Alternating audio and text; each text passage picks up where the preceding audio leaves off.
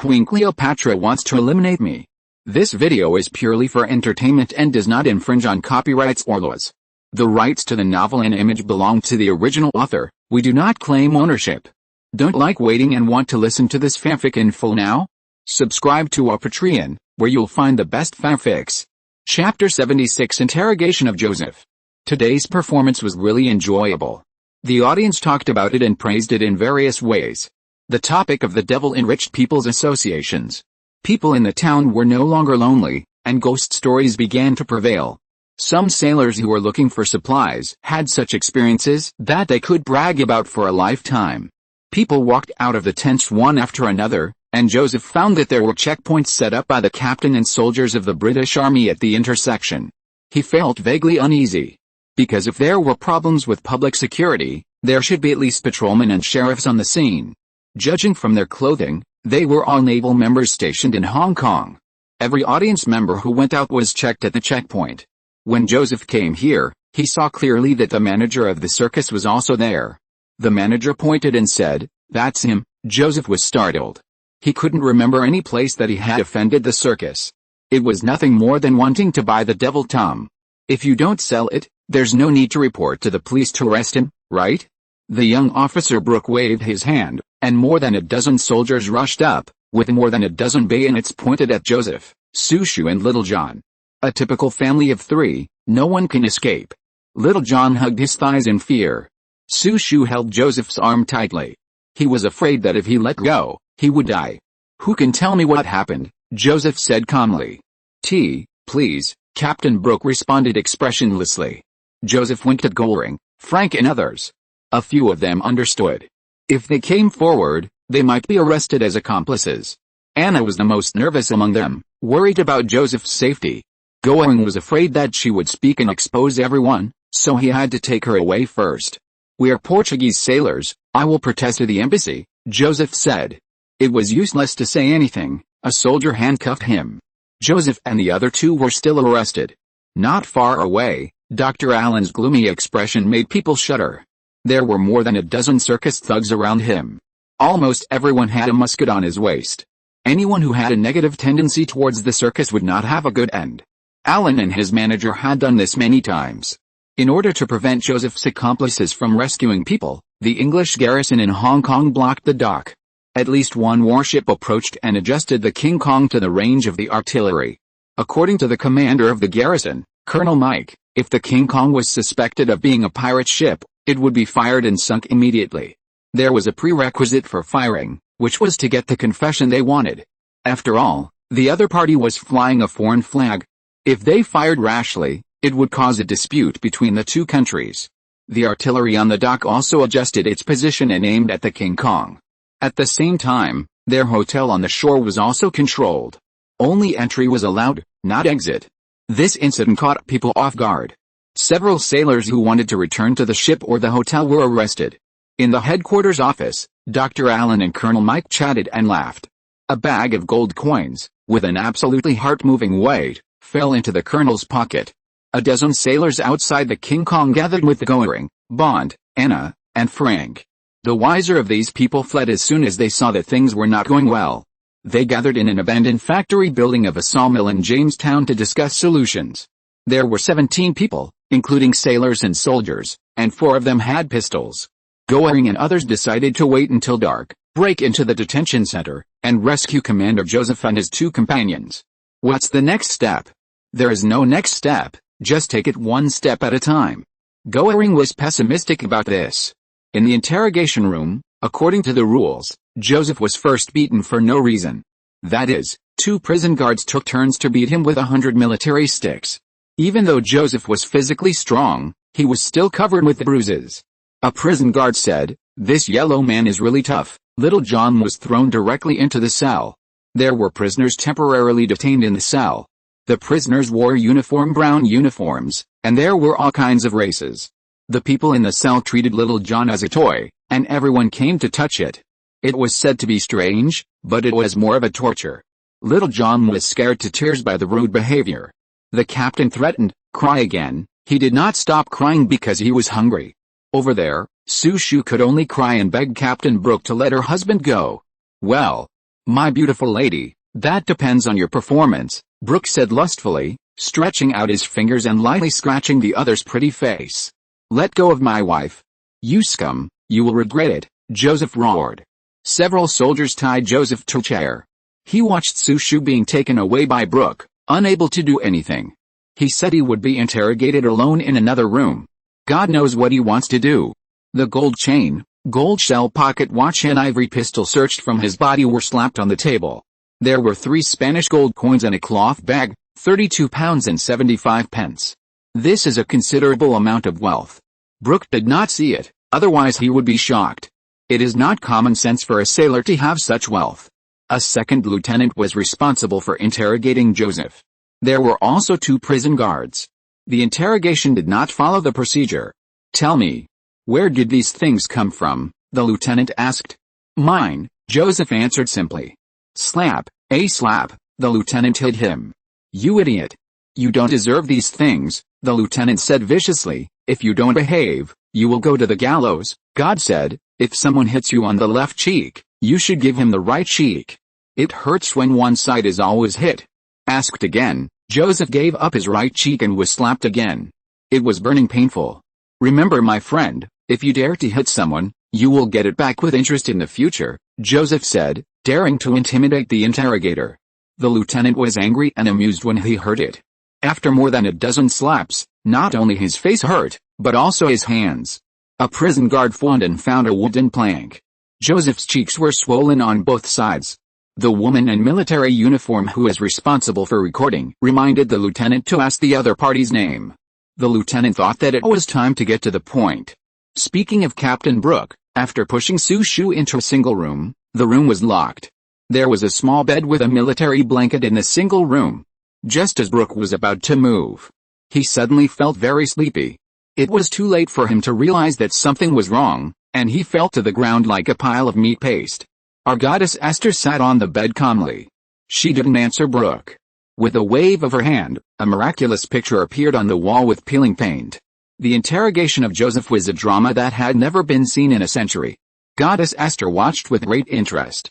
Oh. You said you are Chinese. How can you prove it? Based on the skin color, he pouted his mouth back, and the braids. Joseph said in Chinese again, little dog, are you making fun of me? Can't I see that you are Chinese? The second lieutenant argued. Sir, that's how you ask, Joseph said. Shut up. You idiot. The second lieutenant was angry. Paw, another slap. It was made by a wooden slat. Joseph grimaced in pain. Dare to argue with a commander, I'll teach you a lesson.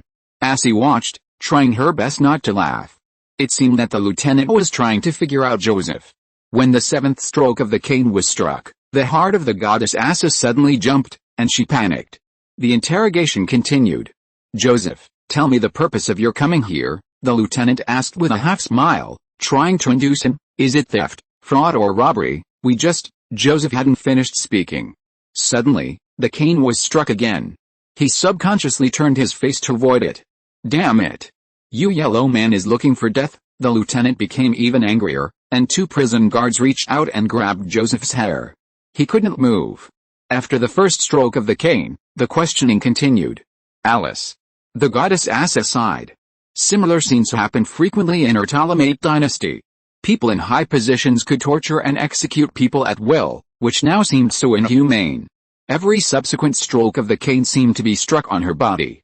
He was in pain, and she began to feel the pain as well. It was time to end it. As soon as she stood up, there was a noisy sound outside. Someone screamed, Devil! Devil! Devils eat people, someone else shouted. Then, someone ran away. The prisoner in brown clothes ran in another direction, followed by Little John. The door of the interrogation room was open. The lieutenant took out his pistol and wanted to go to the corridor to see what was going on. As soon as he went out, he was knocked down by Little John. When he fell to the ground, his head hit the wall. He was dizzy and stars flashed in front of his eyes. Li Fu, Joseph often called him like this, Li Fu, run. Little John was very obedient and ran out with the prisoners. There were also 2 prison guards, shouting to go out and chase the fugitive. What's more amazing is that when Joseph got excited, the iron handcuffs on his wrists inexplicably came off. The flyer rope on his body loosened naturally. Esther was stunned. Before she started to rescue Joseph, someone took action first. That person used some kind of magic. Esther peeked around through the wall.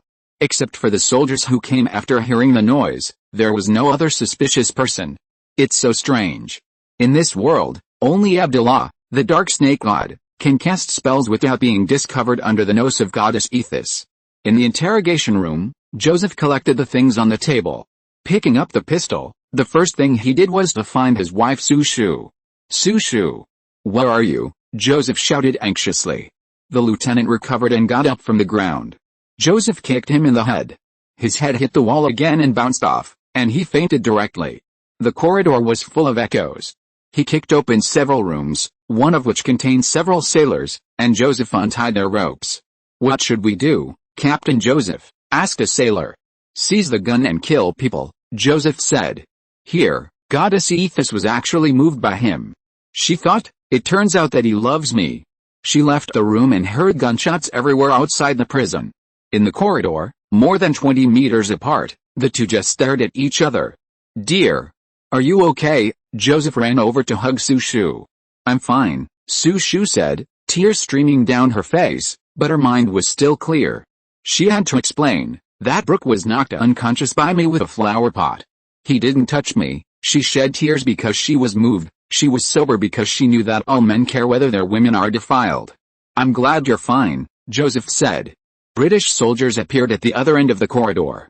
Joseph took out a double-barreled musket, covered Sushu's ear with one hand, and then pulled the trigger. Bang! A gunshot sounded, and the soldier fell backwards. This blocked the soldiers behind him. Several sailors also rushed forward with shouts. Joseph glanced at his pocket watch. It was past 8 o'clock in the evening. It was dark outside. Goering's men heard the gunshots and launched a rescue operation in advance. Chapter 77 The capture of St. Helena. The detention center began to impose martial law. A prisoner in one cell escaped and opened the iron doors of two other cells. Hundreds of prisoners fought with the guards. The officer on duty asked the prisoners how they escaped, but no one knew the reason. The scene was in chaos. Goering and others suddenly appeared, knocked down the guards at the gate, and seized the guns. Joseph and others inside killed more than a dozen guards and soldiers. The battle was resolved in 20 minutes. Little John was found, hiding in a bamboo basket. Dad, I ate people, Little John said excitedly.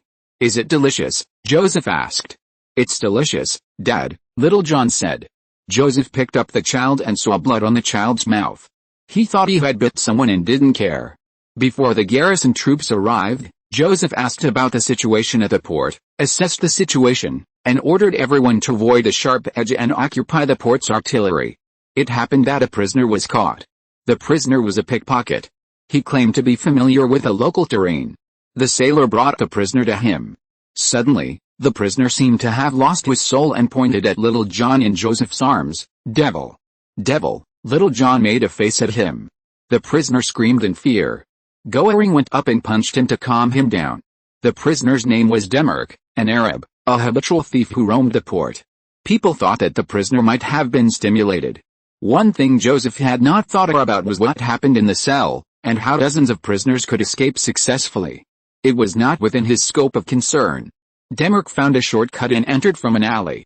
There was a street behind a residential building.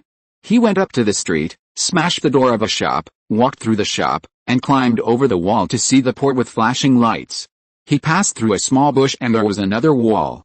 Climbing over was the location of the first open-air artillery. The guards were very lax and it took only 2 minutes to deal with it. A few people were left behind. Rushed to the next artillery. After the third artillery was occupied, Joseph admired its efficiency. He couldn't help but look up to the habitual thief Demark. He had the intention of using him for his own use. Demark, I am a French colonel. If you want to work with me, I promise to give you the position and commission you want, Joseph said. Seeing that Little John was scared to death, Demark kept nodding without understanding. Joseph was very satisfied. The 3 heavy artillery pieces were all in place, aiming at the warship that was monitoring the King Kong. Boom! After 3 gunshots, the officers and soldiers on the British warships didn't understand what was going on, and the hull was already full of raging fire and began to tilt. The King Kong cooperated very well. 2 minutes later, 34 guns on one side exploded at the same time. The warship was torn apart in the flames. The English Navy soldiers kept making noises, jumping into the sea and swimming to the shore. Lieutenant Miller saw this and ordered the black soldiers to shoot freely. Soon, a pile of corpses floated on the sea. Then the King Kong came ashore and landed forcibly. There were not many British soldiers left at the port, and they were quickly cleared under the bombardment of the ship's artillery. The 3 artillery batteries then turned their guns and launched the first round of artillery fire in the direction of the headquarters. The second round of artillery fire turned to the barracks. The continuous explosions and gunshots spread throughout the island. Those who didn't know would think that the army of some country had started a war. The people in Jamestown were all in danger. In the hotel where the circus was located, the people sent out brought bad news. Joseph, who was detained in the detention center, was rescued. At the same time, such a big commotion in the direction of the port should have been premeditated. Dr. Allen was at a loss and guessed that this Joseph was a spy from a certain country. They went to the island to collect intelligence and prepare for war. In 3 days, the circus made a lot of money. They planned to go out to sea early tomorrow morning, but they didn't expect to get into big trouble. The British colonel and the large group of soldiers had just arrived at the detention center when they turned around and heard the sound of artillery in the direction of the port. They knew that something was wrong. By the time they rushed back, Joseph's army had assembled.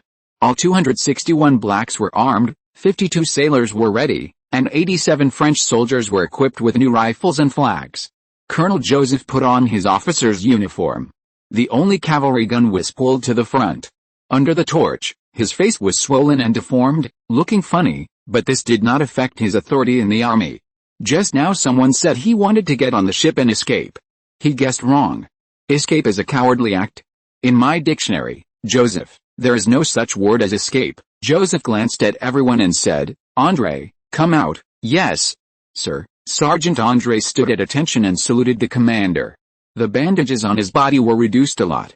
His injuries were not healed yet, so he should not participate in any action. "Andre, tell me what you want to do after demobilization," Joseph asked. "Yes, sir, go back to my hometown to buy a piece of land, buy 2 cows, build a big house for my parents, and marry a wife." Andre's wish was very practical. "Well, my soldier, can the money you have saved help you realize your wish?" Joseph asked again. "Yes, sir," Andre answered without hesitation. "Very good. Andre, go back," Joseph said. Soldier Andre returned to his position. Joseph said to everyone again, "Now I announce that we will attack St. Helena. I promise that with a harvest this time, Andre will buy a bigger piece of land, buy 4 cows, and build a bigger house." At this point, he paused for a moment and said, "As for a wife, 1 is enough. It is not recommended to marry 2, which will be very troublesome." His words caused the soldiers to laugh knowingly. Goering and Miller were secretly surprised. This Joseph is really daring. He dared to attack the British islands. Although they have taken the initiative at present, judging from the situation of military strength, the number of British troops is nearly twice theirs. The result is unpredictable. He dares to think, and someone dares to do it. Joseph's words always make people excited. All his subordinates are full of fighting spirit and eager to try. The soldiers were led by Lieutenant Goering to attack, and the black soldiers were divided into 2 groups to encircle the enemy. The sailors, led by Captain Bond, were responsible for guarding the artillery. The 3 artillery were operated by Joseph and the sailors. In every war of this era, the artillery was the focus of contention. Whoever controlled the artillery took the initiative. The fall of the artillery was not good news. Colonel Mike divided his troops into 3 groups to recapture the artillery. When he found the opponent, the French army, Colonel Mike felt that it was not fun. Who is Joseph? Why did the French army appear? What was Napoleon's strategic intention in sending an expeditionary force to this remote island? These questions have always troubled Commander Mike. However, with the advantage in numbers, he believed that he could completely turn the game around with his own ability. The rumbling of artillery continued, and the gunfire was very dense. More than 800 British soldiers, including a team of 200 people, encountered Goering's squad. Before they were within the effective range, the British soldiers swaggered over, not taking dozens of them seriously. At this time, the guns rang. The British soldiers were caught off guard and fell to the ground in droves. After a charge, another drove fell. The commander realized that it was the gap in equipment and range. Because the British flintlock rifles must be effective within the range, charging was a last resort. It was too bullying. The new rifle NGII showed its true power. It made the British flintlock rifles become fire sticks. The 3 British routes were blocked. Joseph skillfully controlled the cannons and dealt a fatal blow to the British. As soon as the cavalry cannons found by the British appeared, they were accurately hit by artillery shells. The British army was defeated and fled, but they did not expect to encounter an ambush by black soldiers. The sound of gunfire lasted for 3.5 hours. After dawn, the French flag was hoisted on the flagpole of the port, the incomplete headquarters and some major buildings in Jamestown. In this battle, more than 800 British and naval officers and soldiers were killed, and 15 intact infantry guns were seized. More than 300 officers and soldiers, including Colonel Jack and Captain Brooke, were captured. Dr. Allen, the manager and a group of thugs were in pursuit. Even if they searched the entire island, Joseph would find him. In the detention center, the second lieutenant who had interrogated Joseph before became a prisoner. He kept apologizing and begging for mercy, which made people despise him even more. Joseph didn't have time to talk to him, so he called the habitual thief Demark and gave him his first task after joining the job, to beat people with a lath. "How many times, sir?" Demark asked. "Keep beating," Joseph said. "If you ask Demark what position he holds, he will proudly tell you, second lieutenant platoon leader of the French Empire, responsible for reconnaissance work." Miller and Going were promoted to lieutenants. The above 3 military rank promotions need to be approved by the military. It doesn't count for the time being, it's just a name. It also made the 3 people very excited. The successful occupation of St. Helena and the sinking of a British warship. This achievement is enough to promote all officers by 1 level. It's a matter of time. The circus was forced to disband, and Devil Tom finally got his freedom. He prostrated himself at Joseph's feet and cried. He was free temporarily. Where were you going to let him go? Poor Tom was treated like a monster wherever he went. Joseph softened his heart and decided to take in the Devil Tom. Maybe only within his sight could Tom be considered a free man? In this way, there were 2 Toms on the ship. People called him Little Tom, and Big Tom was a carpenter. Part of the outer wall of the headquarters collapsed, and the French windows of the commander's office were also shattered. The globe on the desk flew to the street. Colonel Mike completed the handover ceremony here and was in a very low mood. His and his officers' and soldiers' property was also confiscated by Joseph. At the entrance of the headquarters, there were 2 carriages loaded with money. Among them were a lot of silver tableware. All were transported on board. Chapter 78 Allen's End. On the edge of the cliff on the northeast side of the island, Dr. Allen and his companions were in a state of embarrassment and frustration. After a night's track, they arrived here. There were exposed rocks on the edge of the island, and the waves were crashing against the shore below. I didn't expect this result. If I had known this would happen, why did I do it in the first place? Hey, Stephen. Do you have any way to capture the French general? If you can, we can take him as a hostage, Dr. Allen said.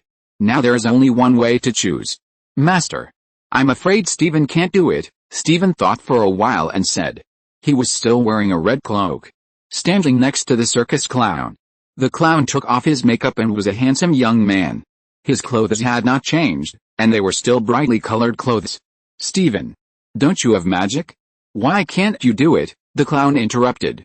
Because I found that the child of that person is my kind, and, Stephen hesitated and said, and, he is the 4th generation of the demon god.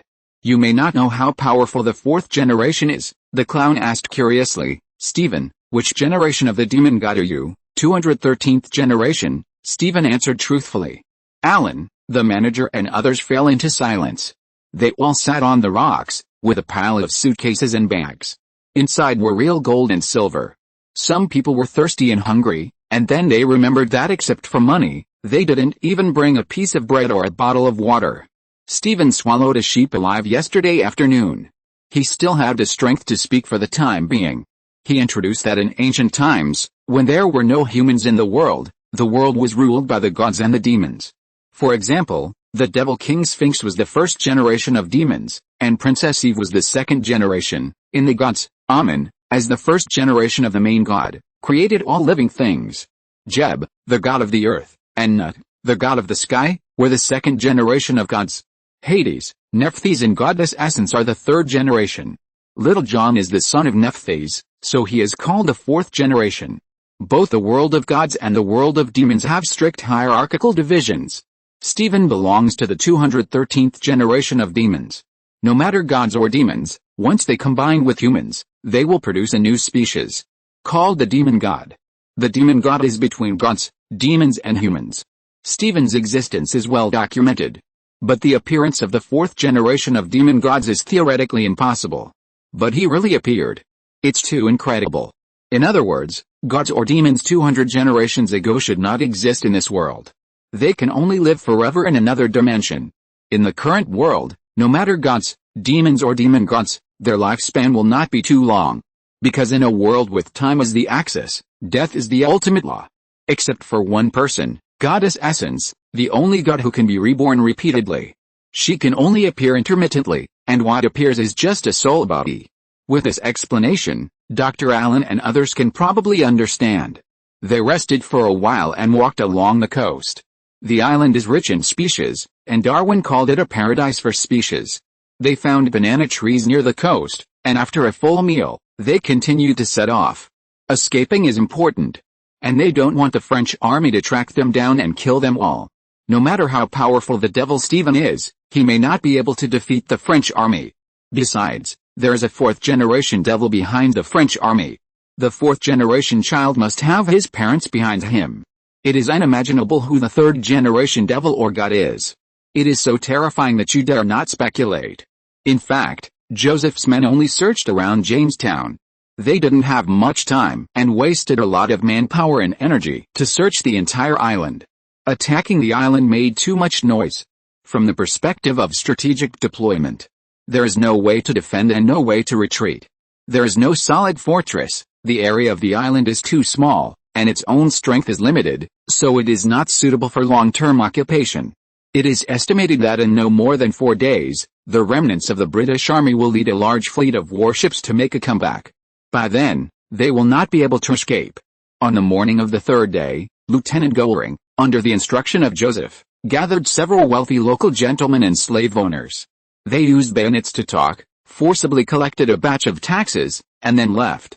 At 7 o'clock in the evening, the Golden Parrot set sail. 14 captured British cavalry guns and corresponding ammunition were transported on board. The overall armament strength was improved. Before they left, Joseph issued an order to shoot one of every 5 prisoners. It was used to avenge the defeat of the French army in Alexander. Joseph thought, it would be good if Ms. Benjamin was here. If there is no written record, I believe that no one will admit it in the future. Colonel France once occupied this island. The British colonists were unwilling to admit it, so naturally they would not record the shameful history of these days in the history books. On the 4th day, Dr. Allen saw 2 ships passing by on the cliff facing the sea, and the tinplate on one ship reflected white light.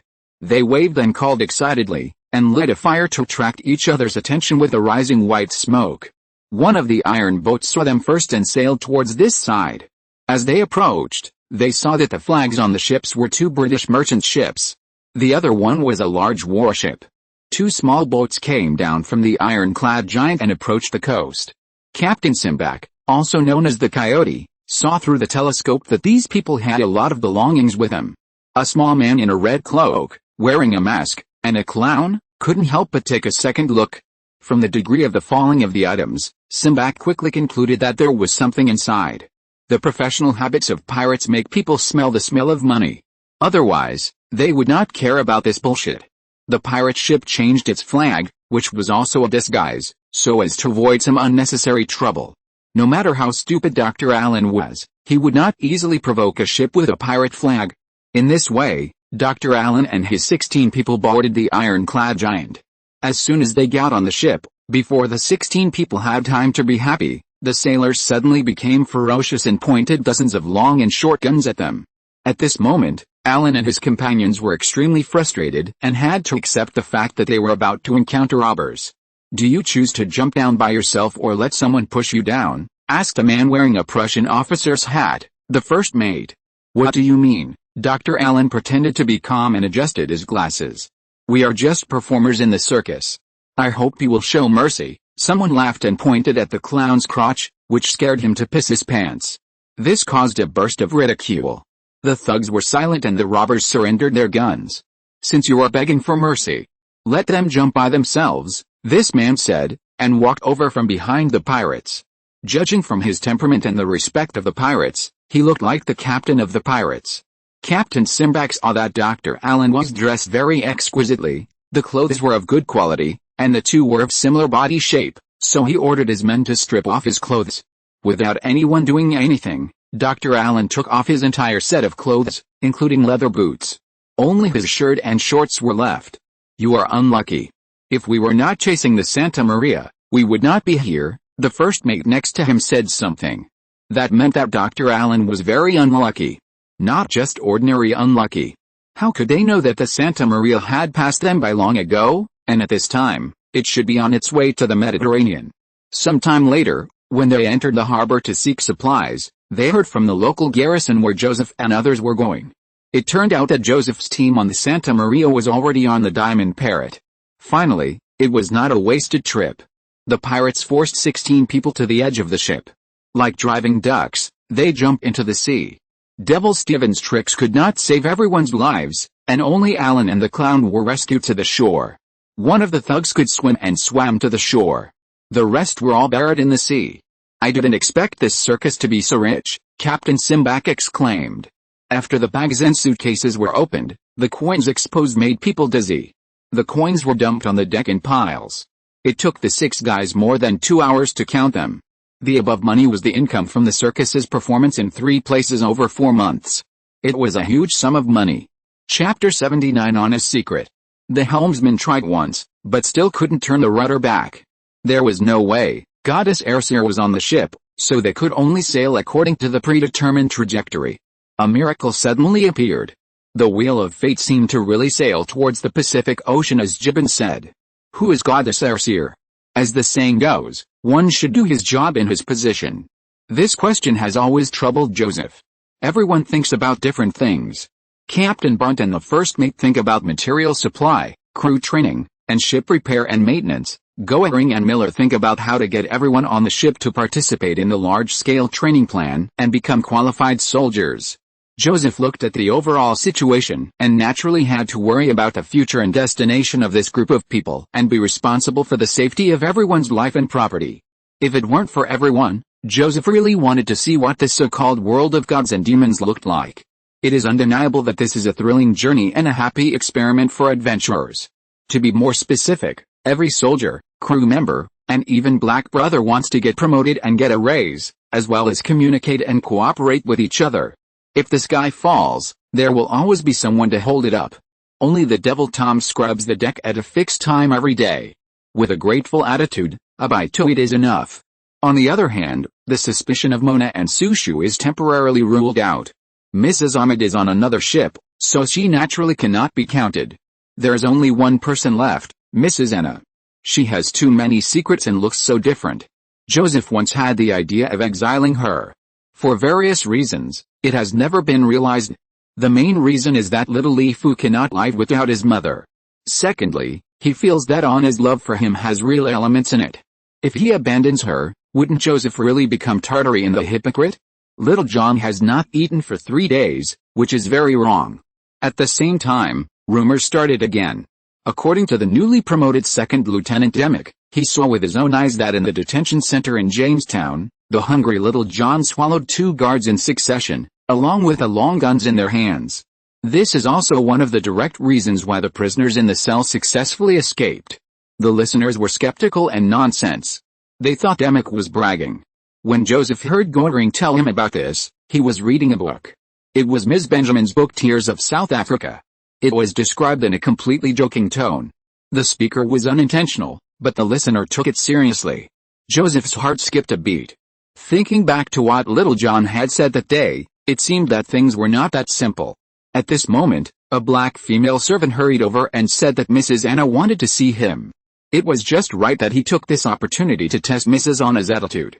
He closed the book and left, and Goring followed. When they arrived at Anna's room, Joseph went in, and Anna closed the door, blocking Goring out. Goring was bored, shrugged his shoulders, and left. On the bed, Little John seemed to be in great pain. He rolled from side to side, gasped for air, and had constant convulsions all over his body. His lips and face were blue and purple. "Have you called the ship's doctor?" Joseph asked. He was as anxious as Anna. Anna was still sobbing. I didn't. I didn't dare to go. I can't let people find out the truth." He faced Anna, put his hands on her shoulders, and couldn't help getting angry. "What are you talking about, Anna? Little Li Fu is also my child. You will regret it if you delay the treatment." He then pushed open the door and shouted for the ship's doctor. Someone answered and said to find him immediately. "He just ate something unclean," Anna cried bitterly. Looking at the face of Little John, it was obvious that he was poisoned. Life experience told him that whenever this happened, he had to induce vomiting first. Before the ship's doctor came, vomiting was necessary. He picked up Little John, patted his back, and tilted his head down. "Li Fu. Just vomit it out, it will be fine if you vomit it out." Little John retched several times, raised his head slightly and pointed to his mouth with his little finger. He immediately put his finger into his mouth and grabbed something. He called Anna to take over Little John, and he squatted in front of him, trying to pull the thing out. "Baby, hold it in. It will be fine in a while." He stroked Little John's head lovingly. Something was pulled out a little, something like red linen, and slowly more and more appeared behind it, like a corner of a piece of clothing. "Joseph, we can't let anyone find out the truth," Anna suddenly said, her tone quite calm. Joseph looked at her in surprise. "What are you talking about? Your son is also a devil," Anna said. To prove it, she reached out and took off the shoes on Little John's feet. Joseph was stunned when he saw it. It was not a human foot, but clearly a sheep or cow's hoof. Having held the child countless times, he didn't know that there was a sheep's hoof in the shoe. He stood up suddenly and subconsciously took a step back, unable to accept, or even unwilling to accept this fact. It was too horrible. His son was actually a devil, and what was his mother? Little John's face was deformed by the squeeze of something in his mouth, and he couldn't make a sound, but he still stretched out his little hand to his father. This action was heartbreaking. At this time, there was a hurried sound of footsteps, and it was the ship's doctor who came. Joseph quickly came to his senses. He had not forgotten that he was a father. He turned around and blocked the ship's doctor. "Kleeman, bring me your knife and scissors." The ship's doctor Kleeman saw that the commander's face was pale. He looked at the black slave female assistant, and the assistant gave him the things in the medical box. The two waited in the corridor. He closed the door. Without saying a word, he squatted down again and cut the vomit into pieces bit by bit with scissors. What was even more incredible was that Little John's head grew bigger and bigger, and the volume of vomit became larger and larger. The fact that human heads cannot grow bigger shows that Little John is indeed a monster. Anna frowned and kept paying attention to Joseph's expression and every move. His expression was very complicated. The thing was pulled out smoothly. It was a red coat uniform of the British Army. It was covered with bloody mucus. Next, it was a piece of wood, and when it was completely pulled out, it was a long gun. He couldn't imagine that such a small body could spit out these things. It wasn't over yet. He took out 2 sets of soldier uniforms, leather boots, and then the skull, leg bones, and ribs of a leader from his mouth. He ate 2 living people, and the undigested things were vomited out. After vomiting, he felt relieved. Little John's breathing gradually became stable, and he soon fell into deep sleep. "He is too tired," Anna said. Joseph couldn't help but smile bitterly. How could he not be tired after vomiting so much? Joseph took the handkerchief handed by Anna and wiped his hands. "I think it is necessary for us to talk," Joseph said, sitting at the other end of the bed. "Now that things have come to this, it's time to show our cards." Anna sighed. "Ask whatever you want to ask." "Who are you?" Joseph asked. Anna didn't answer immediately, but smiled, stood up and walked a few steps, and took off the small leather bag on the wall. There was a thin skin mask inside.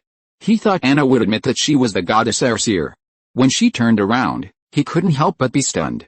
After the gorgeous turn, there was another face. "Nephthys," he blurted out. This mysterious woman, wandering around the ancient tomb of Cleopatra in the Egyptian temple, gave people a feeling of being unfathomable.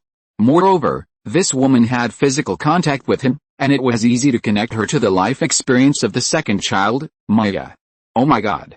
He became a father again. If it is as expected, the world-renowned Book of the Dead is in her hands. Yes. My original name is Nephthys, and I am an ancient god. The god of the underworld Osiris, Set, the god of desert and war, are my brothers, and the goddess Isis is my sister." Although he was mentally prepared, Joseph was still surprised and his expression was sluggish. "God? She is actually an ancient god. One of the famous 4 pillars of gods." It completely subverted his understanding of this world. After a moment of silence, Joseph spoke first and said, "Since you are Nephthys, Anna, please tell me who the goddess Isis is. Who else can be on this ship besides me?" Nephthys sighed and said, "Sushu," Joseph blurted out. "Go ask her yourself," said Lady Anna, or Nephthys. Chapter 80 Showdown. Back in her room, Sushu was counting money. There were 2 large wooden boxes on the empty floor. All the coins seized by Jamestown were here. In her queenly era, and even earlier, wealth was just a number, and she never thought it was anything great. Because she once owned a country. After changing her body, money suddenly became extremely precious and hard-earned. She loved money like other women in reality. She grabbed a handful of sorted gold coins, and as soon as she loosened her hand, they fell ding-dong. "Listen, the most beautiful sound in the world," Sushu said. Joseph sat in the chair opposite him and said something stupid. "Dear, Jamestown's harvest is good. If this continues, we will soon be able to build an army of our own." "What are we going to build an army for?" Sushu asked in surprise. "Our commander Napoleon once said that a soldier who doesn't want to be a general is not a good soldier." Sushu's eyes never moved from the cash box. "Yes. This sentence is very famous. Expand the territory and establish your own kingdom. Then I will be the emperor and you will be the queen," Joseph continued. "Oh, yes, my respected majesty." "Hey," Sushu said, laughing and shaking, and rolled his eyes at Joseph. "My husband, I would rather be Kui Yingying. It's a pity that I'm not Zhang Xin," Joseph said seriously. Joseph told the man of his fiancée many Chinese love stories. Starting from Liang Zhu, he talked about Wang Baochuan's 18 years of hardship in the kill, and recently just talked about the romance of the West Chamber. Kui Yingying and Zhang Sheng are the male and female protagonists in the romance of the West Chamber. Goddess Aisha has been immersed in it and can't extricate herself. She not only inherited part of Sushu's personality, but also inherited all his memories. Goddess Aisha has all the joys, anger, sorrows and joys of a normal woman. The original king was arrogant, strong and violent, and was completely destroyed by the impact. In addition, the change of ideas and concepts is by no means achieved overnight. The subtle influence of the environment can really change a person. After a long time, I dare not say that it will change completely, but at least it can make you forget who you are temporarily. I'm thinking, should I call you Cleopatra Vi? Or is it more appropriate to call you Goddess Ether? Joseph teased. He never smokes indoors, especially in front of Sushu. Today, he took out a cigar for the first time and lit it. The smile froze on her face, and even the air froze. Joseph expected her to admit it, but she was unwilling to admit it. This day seemed to have come too early. Someone was mentally prepared, but when he really faced it, his heart was tangled and painful. Silence, nothing but silence. This is a kind of cold violence. Goddess Ether was motionless, like a statue, staring blankly in front of her. I didn't expect her to react like this, and Joseph didn't know what to do. Smoking a cigar slowly, Goddess Ethis could not help coughing a few times. Hearing her cough, Joseph thought for a moment and turned away. That night, Joseph slept on the deck. Before going to bed, he went to see Mrs. Anna because he was worried about Little John. Little John was sleeping in a hammock. He looked very peaceful, with fine beads of sweat oozing out of his tender face. "Dad," he was talking in his sleep. "Dad is here." Joseph wiped the sweat from his face with his hand. "Joseph, it's late. Do you plan to stay overnight?" Anna asked him calmly.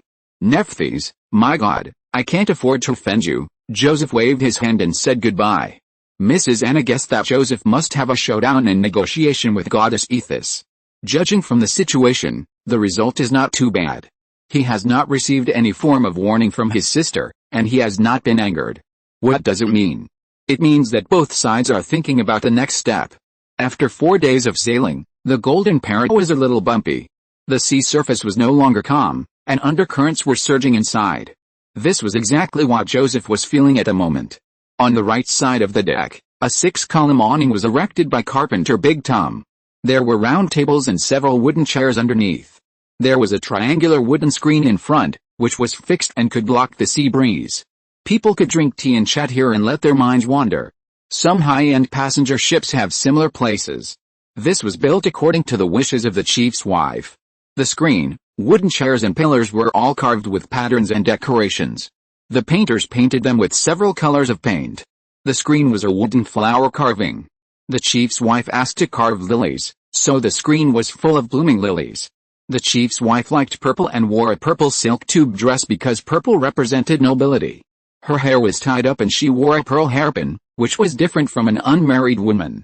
3 black maids served, washed the tea sets and made tea. The chief's wife was obsessed with black tea recently. A maid was responsible for fanning her to cool her down. Big Tom stood there with a big smile on his face. With his mature craftsmanship, he won the approval of the officer's wife. She promised to give Big Tom a surprise, a special reward. He signaled to the maid who was pouring tea, and the maid nodded and left. After a while, 2 sailors brought a person up from the cabin, covered with a black cloth.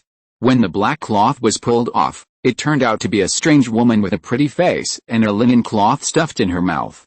Her hands were tied behind her back. She glared at Sushu angrily, but the latter didn't mind and seemed to enjoy it. Big Tom, she is yours now, Sushu said with a smile. This is the reward you deserve. Thank you, Mom. Thank you, Mom, Big Tom said gratefully, and repeated it several times. He eagerly pulled the strange woman away. The woman's struggle was useless. Ha ha ha. Behind him, Sushu's pigeon-like crisp laughter rang out. Let go of that woman, a gloomy voice rang out. People looked over and saw that Officer Joseph appeared not far behind, followed by the boar-shaped monster Little Tom. His face was terribly cold. Big Tom was so scared that he let go, and the strange woman ran to Joseph. Joseph, what do you want to do? Sushu stood up suddenly and asked loudly. I don't like you treating people as objects, especially when forced, Joseph said. Otherwise, all our efforts will be in vain, Joseph said again. The efforts he mentioned mainly refer to the abolition of slavery and the promotion of equality for all. I am your wife. Are you going to go against me? Sushu felt furious. Since I admit that I am your wife, I feel it is my responsibility to educate you. You are too willful, Sushu, Joseph retorted. Sushu became more excited and approached Joseph. Joseph, you are afraid that your wife will tarnish your glorious image, right? Yes. You are already pulling your leg, Joseph said. He was right. Seeing the quarrel between the superior and his wife, the people around them fled for fear of being affected.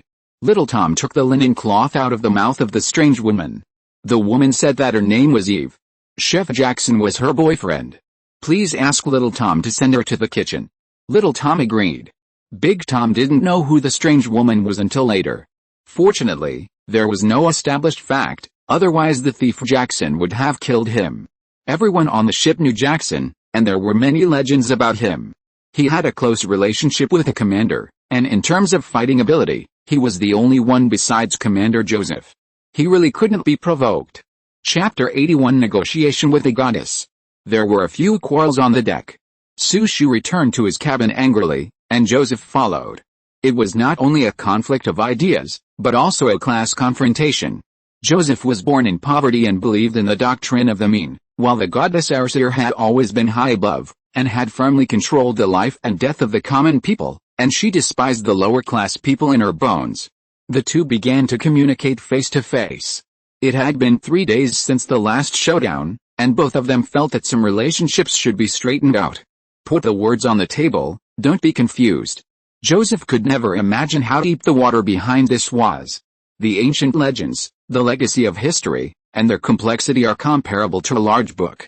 The incarnation of the goddess, Cleopatra Vitae of the Ptolemaic era, had not yet ended the grievances and entanglements between Antony, the leader of the Romans, and Eve, the maid of the Egyptian court at that time. This is a history that cannot be understood. The people that the goddess Archaeological has hated and the people she has loved will not change with the passage of time.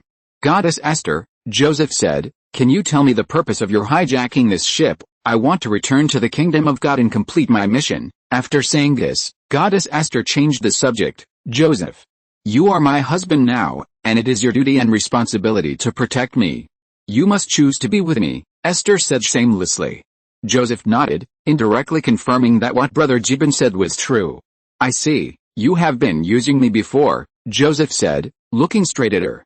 Whatever you say, my decision cannot be changed. Esther's tone was quite stiff. The will of the goddess cannot be violated. Esther. You are a tyrant. You have always lived in your own desires and never considered the feelings of others, Joseph criticized her, hitting the nail on the head. He was not afraid of angering her. She interrupted him, pretending to be in deep thought, and said, whatever you think. Since 30 BC, my clone Cleopatra VI has been fighting for an ideal since she was exiled. To use the most fashionable words in your world, it is the pursuit of gender equality. Women should have the same rights as men. I think you understand what I mean. She looked at the world from the perspective of a queen, only taking the parts that were useful to her and taking them out of context. Joseph disagreed with this. Okay. I won't argue with you, Joseph sighed. What do you want to let us go, Joseph? Are you begging me? Esther's beautiful eyes moved, and she suddenly smiled. Yes. I am begging you. I can go with you and let the others go, Joseph said, what he wanted to say in the end. As he said, he was responsible for his soldiers. The two sat face to face, and their emotions gradually calmed down. After a long pause, Goddess S said, okay. I promise you, she said, raising her eyebrows. However, the Dark Serpent God and Eve are my enemies. Please don't interfere when I deal with them. This time it was Joseph's turn to think. After all, he had established a deep friendship with the Dark Serpent God Abdullah, Gibbon, and got along well with Jackson. In his impression, Princess Eve, who was transformed into a stone statue, was a pitiful person. It was Joseph who brought her out of the queen's ancient tomb. Needless to say, it was not easy for this woman to regain her life after a long time. The other party had compromised, and he had to make concessions accordingly. So he had to think of a way to have the best of both worlds and protect the weak from harm. Soon, the solution came up. He proposed that this ship should be used as a boundary, and no one could be arrested under his nose. Once out of the ship, he would not care about anything. Goddess S also nodded. The two sides reached a preliminary agreement. At least it did not embarrass the other party. Just make do with each other. Back on the deck, Joseph's little heart gradually calmed down. It was like he had just fallen from the clouds and touched the ground. It is estimated that there are not many people in the world who can marry a fairy. He is the third person after Caesar and Antony. As we all know, gods also have 7 emotions and 6 desires, whether they are male gods or female gods. At that time, the Virgin Mary was inspired by God and gave birth to Jesus of Nazareth. Zeus on Mount Olympus had countless descendants with mortal women. Cleopatra VI had 1 son with Caesar and 3 sons with Antony. The above examples illustrate certain problems. In this life, the goddess Esther happened to meet Joseph. It was fate. In fact, there is nothing to envy. There is not much difference between goddesses and women. If you think about it, you will feel that they are the same when the lights go out. Having said that, interacting with gods is like walking on the edge of a knife, dangerous and exciting. It is dangerous because you can't beat her. You should still be honored. Through the telescope, Captain Bond found a ship behind him. No, 2 sailboats coming. The speed is abnormal. Entering the Cape of Good Hope, this speed is very dangerous. So, Bond, who is undercover as an agent, thought, what do these 2 ships want to do?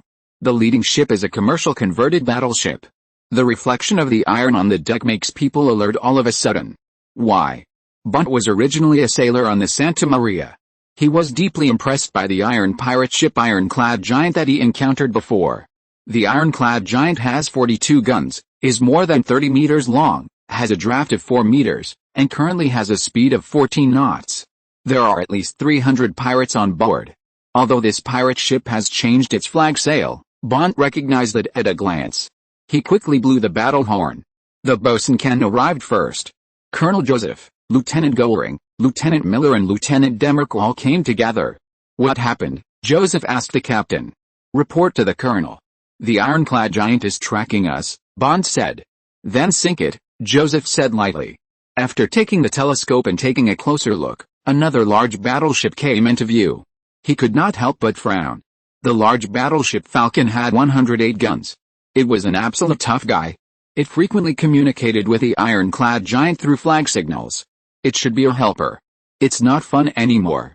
In terms of naval combat experience, The Golden Parrot may not be a match for ordinary pirate ships. Several officers were not knowledgeable and asked the sailors for advice. Someone suggested increasing the speed and relying on the good condition of the ship to drag down the two pirate ships. In the turbulent Cape of Good Hope, undercurrents surged. The waves raised by hurricanes were often more than 10 meters high. Some people called it the Storm Cape.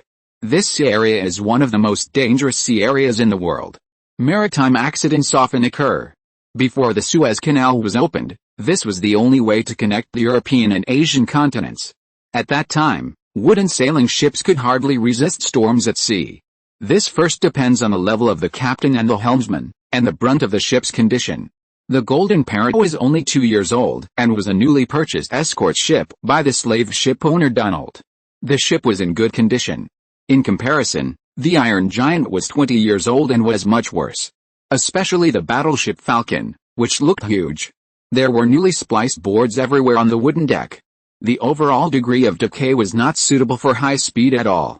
Of course, luck played a certain role. If there was bad weather, it would be a great test for both sides. Listening to the advice of the sailors, Joseph ordered to increase the speed to 14 knots and try to get rid of them. If you're listening to this novel on a channel other than Fanfic World, it means they downloaded and uploaded it without effort. We cordially invite you to visit our channel, Mundo Fanfic Novelis. There you'll find the original version of this story and you can explore many other novels of various genres. We're waiting for you to immerse yourself in a world of incredible novels. Chapter 82 Battle of the Cape of Good Hope. Golden Parrot immediately increased its speed. Joseph and the soldiers saw that the captain and the sailors were not able to help at all by pulling and swinging the sails. The hull was shaking more violently, and people could not stand steadily. The waves stirred up by the bow could exceed 20 meters, and the seawater hit the deck. Huel. The cruel law of survival forced people to do nothing. Joseph had his own bottom line. He regarded everyone's life as the first priority. If he had to jump, he would definitely jump into the sea first. There was nothing to throw away.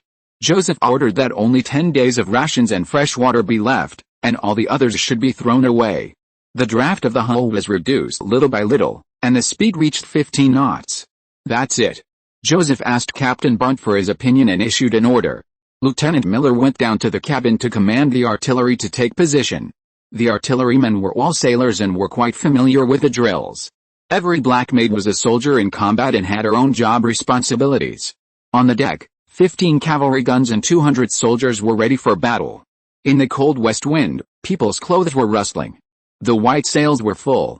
Everyone was as calm as their superiors, not panicking at all. A few hours later, the Cape of Good Hope appeared visible to the naked eye. It is said that this is the southernmost tip of the African continent. The first mate kept fiddling with the compass, and the helmsman followed the command to steer. The route around the Cape of Good Hope is a parabola, which depends on the helmsman's skills. We can't get too close to the Cape Island, for fear of hitting a reef near the coast. The King Kong began to turn the rudder. In the telescope, the two enemy ships were far out of sight. The captain told this situation, and people cheered. Joseph had no intention of relaxing, because he knew that this was just the beginning. The hull was shaking violently, and there were squeaks everywhere. This was not a solution. The bow was too tight and it was easy to break. After dark, the captain and the first mate discussed and decided to slow down the speed of the ship temporarily, reducing it to 1 knot every 3 hours. Until it dropped to 11 knots. All personnel were on duty in batches. It was another early morning, and the sea fog rose. The King Kong gradually slowed down. People who didn't know the truth asked, why would they stop the ship when they were escaping? How could they understand the intention of the superior? Joseph was itching to scratch it without a fight. This is a strategic deployment made after considering the following situations. In 1 day and 1 night, judging from the condition and consumption of each ship, some of them could not hold on. The large battleship Falcon was in danger of disintegration at any time. His captain was not stupid. He was the first to withdraw from the competition after a vote by all the sailors. They told the ironclad giant that they would not play with you anymore, and only said I'm sorry. Captain Simbak of the Coyote was very angry about the Falcon escaping from the battlefield, and scolded the other party for being ungrateful. In fact, it was quite nice for the Falcon to do this. It accompanied the Coyote Simbak and his group across almost the entire west coast of Africa. There was no credit, but there was hard work. At the beginning, Simbak borrowed £2,000, and later repaid the principal and interest. Now he is helping Simbak to a certain extent and repaying a favor. They are not going to lose their lives, right? At this time, Captain Simbak was in a dilemma. Why do you say that? The French Colonel Joseph's army occupied the British town of St. Helena and sank a second-class battleship. This surprised Simbak.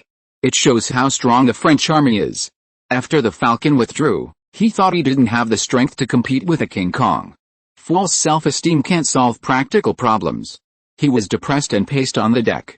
At this time, the first mate discovered a new situation. Report to the captain. The trace of the King Kong was found ahead, the first mate said. There was no joy in his tone. Oh, Simbak hurriedly took a telescope to observe.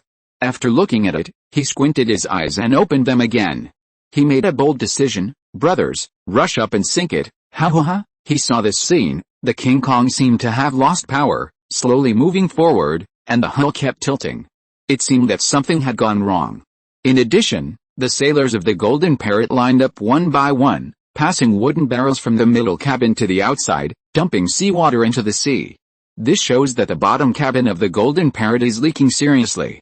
If the Golden Armor Giant rushed forward and hit it by surprise, it would make the other side flustered, which would accelerate the leakage of the hull, until the ship was filled with seawater and sank.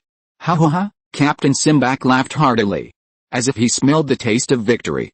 The Golden Armor Giant increased its speed, riding the wind and waves, and caught up with the Golden Parrot 20 minutes later. On the other ship, the sailors panicked and ran around, and the lower cabins. On the right side, a sailor lowered the small boat on the capstan and prepared to escape. The pirates screamed and waved long knives. Occasionally, a few shots were fired. The pirate flag was also raised. Main guns fire, Captain Simbak ordered. 10 seconds later, the 3 main guns on the bow made a loud roar. Boom boom boom, one of the guns hit the stern of the King Kong Parrot. The wooden railing was blown apart. Stop the shelling, Simbak waved his hand. Seeing that the other party did not respond, he thought that he was scared and said, I will kill Li Baoke with my own hands. Hey, revenge for Captain Simbak, a pirate shouted. Drive the French into the sea to feed the fish, another pirate echoed. Unexpectedly, the King Kong Parrot was vulnerable. Unexpectedly, they did not even have the courage to fight back, and each of them fled for their own lives. Some people even raised the white flag and wanted to surrender. It is said that the French army seized most of the property on St. Helena Island, which was on the ship. The pirates coveted it. How lucky is it to be able to capture the British fortress? Thinking back to the beginning, the French successfully deceived them. It is estimated that they also relied on deception with the British. Pirates are people who make a living by their own ability, and they hate cheaters the most. On the sea, you still have to rely on your strength to speak, Simbak said proudly on the ship. He had no idea that this wrong decision and greed without bottom line would completely ruin him. Originally, if he continued to fire, there was still a glimmer of hope. The iron armored giant soon rubbed the opponent's right string. Suddenly, the Golden Parrot fired. Dozens of cannons on the side exploded in turn. Simbak and others were stunned and were taken advantage of by the opponent. Fortunately, they were prepared, and the iron armored giant fired one after another. The dark iron ball shuttled between the two ships. The rumbling sound was endless. At the same time, the Golden Parrot suddenly accelerated. All 34 shells fired hit the iron armored giant. However, because the opponent accelerated, only 4 shells of the iron armored giant hit the target. 34 shells hit various places on the ship. Because the pirates were too dense on the deck, hundreds of pirates were blown away. The places with iron sheets were bombarded, but the damage was not great. The places without iron sheets were covered with wood chips. On the King Kong IO, only the hatch and a deck on the right side were blown up. Because they hit in time, no one was injured or killed. Chase them and sink them, Simbak shouted angrily. A shell just exploded at the bow. Although Simbak was safe, he was splattered with the blood. The artillery battle continued.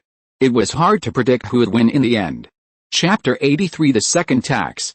Is Mom at war again? Little John asked Mrs. Anna innocently. The loud explosions, the swaying cabins, and the shadows of the electric lights, in the child's impression, were like symphonies and dances in the theater. Yes, child, Anna answered very unnaturally. She held little Maya in her arms. The baby in the swaddling clothes, like his brother, had longing eyes, bright and full of yearning for the unknown. "But why do we have to fight, Mom?" Little John asked again. He snuggled up to his mother, very curious. Because of hatred, because of plunder, because of bloodthirstiness. She really couldn't think of more reasons. She reached out and caressed his black hair. Little John listened and fell into deep thought. At this age, there are some things that he can't understand. Mom hopes that when you grow up, you will be a peace-loving person, and don't take your aunt and your father as your role models. Anna spoke the truth. Gods are different from gods. Anna, the incarnation of the goddess Nephthys, doesn't like war. She advocates a peaceful and harmonious family life. In sharp contrast to her sister, the goddess Arsir. "Oh. So, Aunt and Dad are both bad guys," Little John said. He had his own way of reasoning. Mrs. Anna heard this, her face froze, and she said softly, "You can't say that about your dad. Your dad is a good man." Huh? Although Little John was young, he could also hear the contradiction. "Mom, I want to go out to play." Little John heard the lively fight outside and begged his mother. "Don't go, be obedient," Mrs. Anna said. "Look how quiet your sister is." "Oh," Little John responded. "If you don't let me go out, then don't go out." Little John had to take out his toys from the box under the bed and disassemble them out of boredom. Not long after, Anna didn't notice and found that Little John was missing. She was shocked and broke into cold sweat. "Little John! Little Lifu! Little John!" She anxiously stretched her head to the corridor and shouted, except for Mona, who came out after hearing the sound. No one responded. The fifth round of shelling began, and the iron-armored giant ship hell billowed with black smoke. It began to attack the stern of the Golden Parrot with a bow main gun. The two warships started chasing each other. 2 cannons at the stern, fighting against 3 cannons. The new cavalry cannons are generally used in land battles, and this time they came in handy. They made up for the disadvantage in terms of quantity. Colonel Joseph personally operated a cannon, firing at a rate of 1 shell every 8 seconds. Dozens of soldiers were not afraid of danger, repeatedly moving the cavalry cannons, loading ammunition, and pushing them to the top position. Joseph was calm and stretched out his thumb to adjust the elevation and longitudinal position in conjunction with the center line on the barrel. Fire. Joseph only had one sentence every 8 seconds. This series of actions was extremely skillful. The French army's artillery warfare technology was the best in the world, and it was not exaggerated. Every shell of the cavalry cannon landed accurately on the bow deck of the opponent. 2 of the 3 main guns were quickly blown away. All the pirates who approached the 3 main gun turrets were blown away by the shells. Indirect pirates were blown away and fell into the sea. The waves hit the hull and deck, and the hull kept shaking. It was a great test for both sides. If the survivors approached the edge, they would easily be blown away by the huge waves. The remaining main gun had no ammunition and became mute. Captain Simbak wanted to cry but had no tears. He suddenly regretted his rash decision. Behind the only main gun turret, the first mate asked the captain, "Captain, do you want to evacuate, Alice? There is no point in going on like this, Barkley. You can see that our artillerymen are all good for nothings," Simbak said sadly. "Retreat. Retreat. Helmsman, turn the rudder," the first mate shouted. He was surprised to find that the helmsman had died on the ship. And the speed of the ship did not change. He had no choice but to take the position of the helmsman and rush out of the turret. The Golden Parrot slowed down again, the distance was closer, and the 2 main guns and cavalry guns continued to fire. It blew off one of the enemy's masts, and the sails caught fire and spread everywhere. The pirates on the ship screamed continuously, like headless flies flying around. Seeing that the enemy's ship slowed down, Simbak was overjoyed. He hurriedly asked the first mate to turn the rudder and ordered the right-hand artillery to prepare. Once caught up, it would be a matter of seconds to defeat the opponent by concentrating the 19 guns on the right string. He thought so, and the opponent thought so too. After all, it was a step too late. The Golden Parrot slowed down while turning the rudder. Under the angle that ensured that it would not be hit, nearly 40 turrets completed the preparations for reaching out. Lieutenant Miller commanded the artillery on the spot. A few minutes later, Simbak saw that it was not good, and hurriedly called the first mate to continue turning the rudder, ordered the sailors to put out the fire, lower the sails and reduce the speed. I don't know when, Little John came on the deck and shuttled among the people. He hugged his father's thigh. Joseph looked down and laughed. After criticizing it a few times, He still picked it up, pointed at the opponent's warship for him to see. Under the command of Lieutenant Goering, the French soldiers began to shoot effectively with the Anji rifle. The pirates' muskets did not have enough range, and they were so anxious that they stared blankly, and in a blink of an eye, they left a pile of corpses. "Hey, guys. Bullets are precious, aim and shoot," Goering said. Little John's excitement was different from that of the whole ship. He was curious. People were excited because they won the battle. If nothing unexpected happened, the battle would be resolved within 5 minutes. The two sides turned their rudders within a dozen seconds. The Golden Parrot fired first. After a round of shelling, the other ship tilted significantly before it could fire a single shot. The iron sheet could not withstand the continuous and precise shelling, and many iron sheets were lifted. The iron-armored giant had no choice but to hang up the white flag. Hanging the white flag was a sign of surrender.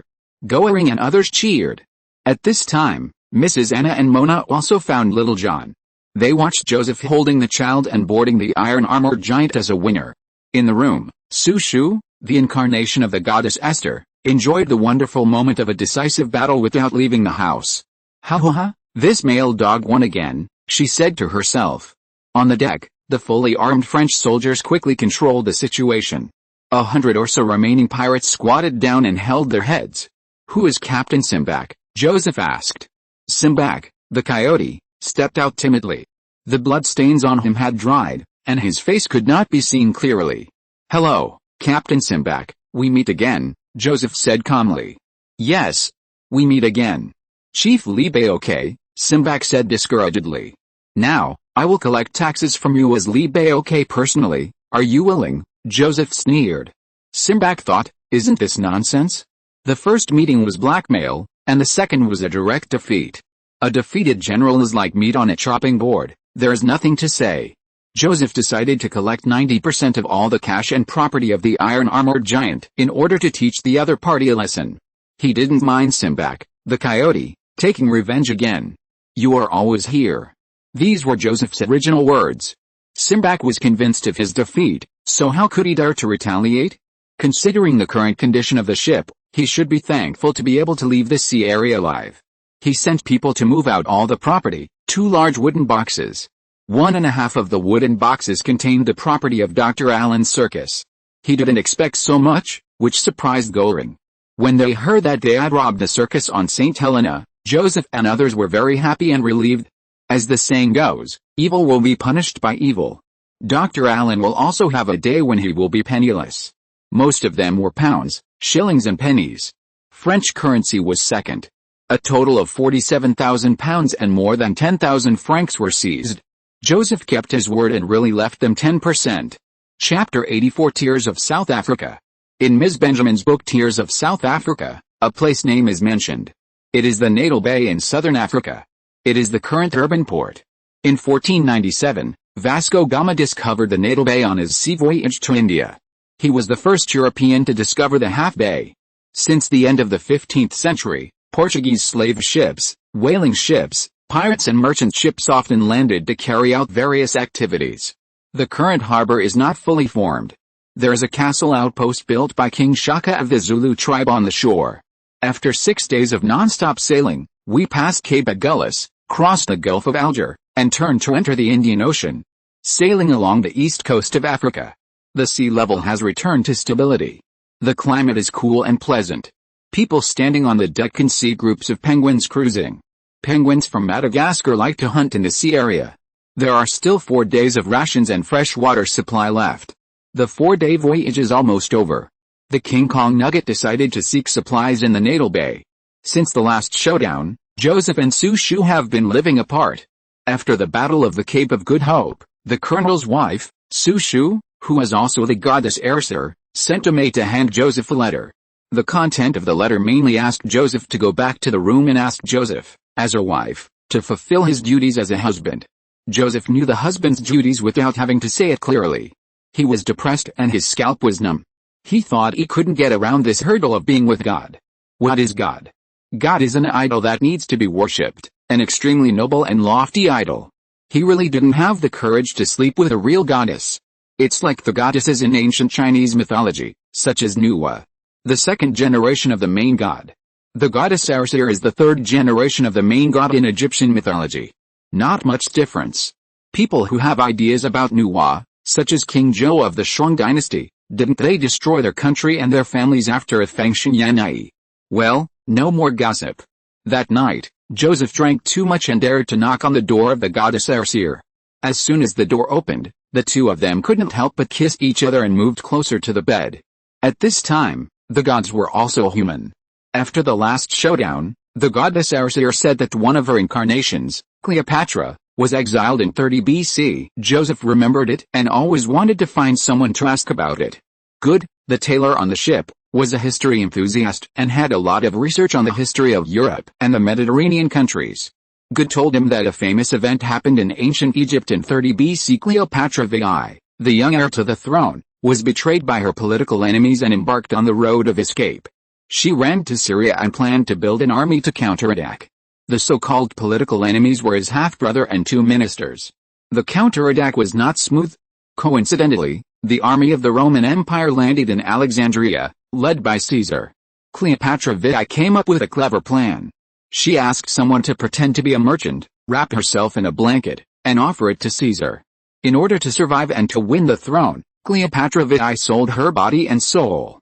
Hearing this, Joseph thought that it was not easy for this Egyptian queen. It was true in history. Now that Joseph was chosen, did goddess Isis also have ulterior motives? It was beyond the understanding of ordinary people. So far, Joseph dared not hope for love anymore. The two of them were together completely because of physiological needs. At least he thought so. It is gratifying that the soul of goddess Isis was complicated, but the body of the person who was occupied, Sushu, was innocent. Joseph, Li Baoke, who was baptized by Confucian tradition, still had feudal ideas in his bones. When a Chinese marries a wife, he must marry a young girl. This was also the main reason why he rejected Mrs. Anna. During the voyage, people found a drifting boat on the vast sea.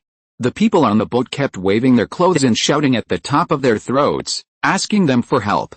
There were 7 people on the boat, 3 women and 4 men. The steel parrot approached the boat. The oldest one, wearing a top hat, claimed to be Count Richard, a plantation owner in the United States of America.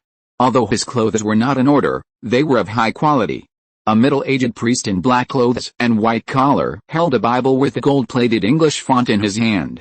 The Bible had been soaked in seawater and had now dried and deformed.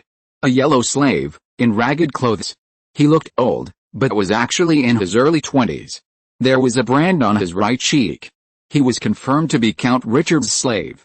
As soon as he got on the boat, he crawled on the ground like a dog. Count Richard sat on the slave with a clear conscience, using him as a seat. There was also a middle-aged white woman, with a good appearance and ordinary clothes, standing aside with a low brow and a suitcase in each hand. She was the Count's housekeeper. The other 2 were twin sisters, both wearing dark green corset dresses. They were 17 or 18 years old, with a few freckles on their faces and average looks. One was called Jenny and the other was called Leah. Both of their parents died in a shipwreck. The deadline for sadness had passed. They were lucky to be alive. The last person to climb up was a cowboy wearing jeans, a straw hat, and a pistol on his waist. Captain Bunt received them in the cabin. Chef Jackson and Princess Eve distributed food to them. There was water, dry bread, lettuce leaves and butter. "Is there milk?" Count Richard asked. "No," Jackson said politely. Count Richard looked very dissatisfied. But he still ate it voraciously. Princess Eve invited the yellow slaves to sit down and eat, and the yellow slaves stood and dared not move. The Count stopped the knife and fork in his hand and said to the captain, "Slaves are slaves, and they are never worthy of sitting with higher races." As he said that, he threw the remaining bread on the ground, and the slaves immediately picked it up and stuffed it into their mouths. "Look. When he picks up food, he looks like a dog," the Count said again. "Hey," the twin sisters took a look and almost laughed out loud. Only the housekeeper and the priest were silent and ate quietly. Captain Bunt heard this and coughed a few times to hide his embarrassment. The thief Jackson glanced at the Count coldly. He ate too fast and choked immediately. The kind-hearted Eve handed him a cup of water. The slave drank it and looked at Eve gratefully. At this moment, Princess Eve felt her nose sour. After distributing the food, Jackson and Eve left. People should not meet in this way. Eve's view is similar to Colonel Joseph's purpose. While eating and chatting, Captain Bunt learned the general situation from them. It turned out that the cruise ship they took, the American Lion, departed from Houston in North America, passed Bermuda, and went around the Cape of Good Hope, and the destination was Madagascar. They were all tourists, but they didn't expect that in the Cape of Good Hope, the sailors on the ship quarreled among themselves, and some took advantage of the fire to rob. Eventually, the cruise ship sank. People rushed to the lifeboat. The Count and his 7 companions drifted on the ship for 5 days and 4 nights, and were finally saved. Except for the 7 people who survived by chance, the lives of the others were unknown. Captain Bunt expressed deep sympathy for this. The Count repeated his old trick and threw food on the floor and asked the slaves to pick it up. The twin sister threw a piece of cheese and watched with interest with her sister. The housekeeper had an indifferent expression on her face, and she didn't care about it. The priest was too hungry before, and now he remembered to pray before the meal, and he quickly closed his eyes to feel ashamed of his sins. The cowboy said nothing and lowered his straw hat. "Put it down, kid." A French officer in uniform appeared at the door of the cabin. There was unquestionable majesty in his voice. Captain Bunt jumped up from his seat and greeted his superior. The thin slave, holding the food in his hand, was at a loss. "The commander ordered you to put it down." "Didn't you hear me?" Count Richard scolded the slave. In fact, Joseph wanted the slave to eat at the table. Count Richard said the above sentence before he finished speaking. The slave threw the food down, and his pitiful appearance made Bunt feel sad. As he spoke, the Count still maintained his arrogant demeanor, walked towards Joseph and stretched out his hand. Surprisingly, this officer was also a yellow man. The other passengers, including the priest who had just opened his eyes, all cast surprised eyes. Judging from his uniform and temperament, he is definitely a senior general. Judging from the captain's reaction, this general's position on the ship is very important. "Hello, Commander. I am Count Richard. General XXX is my cousin, a councillor of XXX city. I own 4,000 hectares of land, a mine, 1,000 serfs." Count Richard finished speaking in one breath. To Joseph, it sounded like showing off and demonstrating. He shook hands politely and introduced himself. At the same time, he noticed that the Count had a whip on his waist. Like Bunt, the nearly elderly man in front of him was a large farmer. Farmers of this size had a high status and usually had their own guards. They also served in the local government. The severe hunger made the slaves impatient to pick up food and stuff their mouths. Count Richard saw this and got angry. He pulled out the whip from his waist and hit the slaves on the head. Pa pa pa, more than a dozen whips hit the back, and the old wounds that had just scarred were bleed again. The slave did not dodge and insisted on finishing the cheese and bread. "Enough." Joseph grabbed the Count's wrist. The Count was stunned for a few seconds, and then he came to his senses and said to the slave viciously, "For the sake of the commander, I will spare you. If you do it again, I will throw you into the sea to feed the fish." Joseph frowned when he heard this. Captain Bunt saw that the commander was in a bad mood and had touched the commander's bottom line. He quickly spoke to smooth things over. Okay, Mr. Count, please return to your seats. I will have someone assign rooms to you later." Before he finished speaking, Sister Jenny interrupted and said, "That's right. Uncle Richard is a high-ranking gentleman, highly respected, and slaves who are disobedient must be whipped." This sentence was very useful to Count Richard. He returned to his seat and nodded approvingly to the two sisters. Joseph just felt that one should not impose on others what he does not want others to do to him. He could not use the rules of the ship and his purpose to restrain the guests, otherwise, the Count would be thrown into the sea to feed the fish. Chapter 85, Arguing Again. Back in her room, Goddess Essence was reading. Two maids hurried out to avoid suspicion. On the square table were Rousseau's The Social Contract and Montesquieu's The Causes of the Rise and Fall of Rome. She had just turned to the middle of The Social Contract when she saw Joseph coming back and put a bookmark in it. They were all political books, and only people who had been kings would be interested. Goddess Essence smiled at him and said, "You can learn a lot of knowledge and historical experience from books and put them into practice. I hope you can also read these books. Oh. When you have time." Joseph sat on the sofa with an unnatural expression.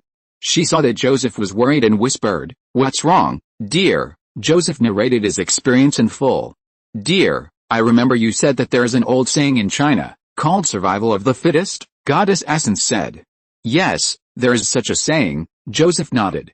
"Every era, specifically every dynasty of every country, has its own system and laws, you know, Goddess Essence said while thinking. Yes, I know, Joseph nodded again.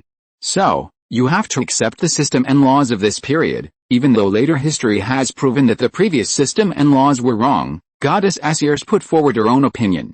Seeing Joseph's bewildered face, she said again, since most people admit the existence of slavery, Joseph, why do you have to go against the will of heaven? The majority that Goddess Essence mentioned does not represent a broad masses of working people represented by farmers, workers and serfs. It only represents a small group of greedy people who are high above. Joseph and her started a debate. It was a tit-for-tat debate. Goddess Essence called him a proletarian utopian fantasy. If this goes on, the more people he offends, the greater the harm he will suffer. Then, Joseph talked about the impact of the French Revolution and the Enlightenment in Western Europe. Science and technology have driven the development of productivity, society is progressing, and the human ideological system is constantly improving. The drawbacks of feudal serfdom will be broken sooner or later. Modern production and employment methods should all exist in the form of contracts, based on the principles of equality, mutual benefit and voluntariness. Count Richard treated his slaves in a cruel and bone-sucking way. It fully exposed the ugliness of human nature. The social contract you read illustrates the reality. I can't argue with you. Joseph, get out. Goddess Aesthesia was angry and pointed to the door. She looked pretty good when she was angry, but Joseph didn't want to appreciate her. She turned around and left in a huff. See. This is the result of taking a god as your wife. If she were an ordinary woman, Joseph would have taught her the 3 obediences and 4 virtues. With no one to confide in his depression, Joseph strolled and stood at the door of Mrs. Anna. Little John and Little Tom were chasing and playing in the corridor. On the ship, no one dared to be with the devil Tom, and everyone was afraid of him. Dad, Mom is in there, Little John said to him as he ran past him. Since Little John turned into a demon, rumors have spread everywhere. For this reason, Mrs. Anna rarely came out and stayed at home. Well, good boy, Joseph said. The people inside heard it, and Mrs. Anna's voice came out. Is it Joseph? Joseph, it's me. He pushed the door open and entered. Anna was standing in front of the crib, reciting Milton's Paradise Lost to little Maya. You continue. Joseph waved his hand and lit a cigar. Afraid that the smoke would choke the mother and daughter, he specially opened the cabin door. Mrs. Anna paced and recited the poem. It was a long time later in Palestine that I was broken by the terror of the silent devil who was called Satan in heaven at that time by the name of Bosi and their number one enemy. Joseph smiled and said nothing, watching Anna in fascination. Pure literary style is very attractive. You originally lived in the land of light, covered with eternal glory, better than the dazzling stars. The ups and downs of the poem brought people so much fantasy. In the past, I thought that Mrs. Anna loved literature and art, and like other noble ladies, she was pretentious and flirtatious. Unexpectedly, she recited the entire 3,000-line poem without a single pause. Little Maya was babbling and standing in the crib, looking very intoxicated. She educated her child in this way, and the child would follow her mother's example in the future. Joseph couldn't help but applaud. Thank you, said Mrs. Anna. You're welcome, said Joseph. How about having dinner together tonight? Yes. Anna's joy was beyond words. It had been 3 years, and little John was also 3 years old. This was the first time Joseph invited her to dinner since leaving Cairo. How could anyone not be happy? For dinner, Mrs. Anna dressed up carefully and put on her favorite dress. At 5:15, she took little John to the deck. The sky was blue under the sunset, and seagulls flew low, chirping far away. Far away from the westerly belt, the weather was pleasant, neither too cold nor too hot. People gathered on the deck. Sailors and soldiers sat on the ground. They talked to each other and had a good time. The leisure area built by Big Tom had 3 tables. Count Richard and his party occupied 1 table, the captain, first mate, bosun and 3 officers occupied 1 table, the remaining table was occupied by Joseph, Anna and Little John. They looked like a family of 3. Sushu heard the news and came to join in the fun. Originally, she ate alone or with her husband. She didn't mean to join in the fun, but to spoil the mood. She came with jealousy and pretended to meet by chance. Do you mind if I sit here? Sushu said with a smile, and sat directly next to Joseph. 2 maids were behind her. No one will mind, Joseph said calmly. Anna smiled awkwardly and said nothing. The arrival of the chief's wife attracted many eyes. All beauties will be looked at twice. Princess Eve, with a lace apron hanging in front of her, led a dozen maids to distribute meals to people.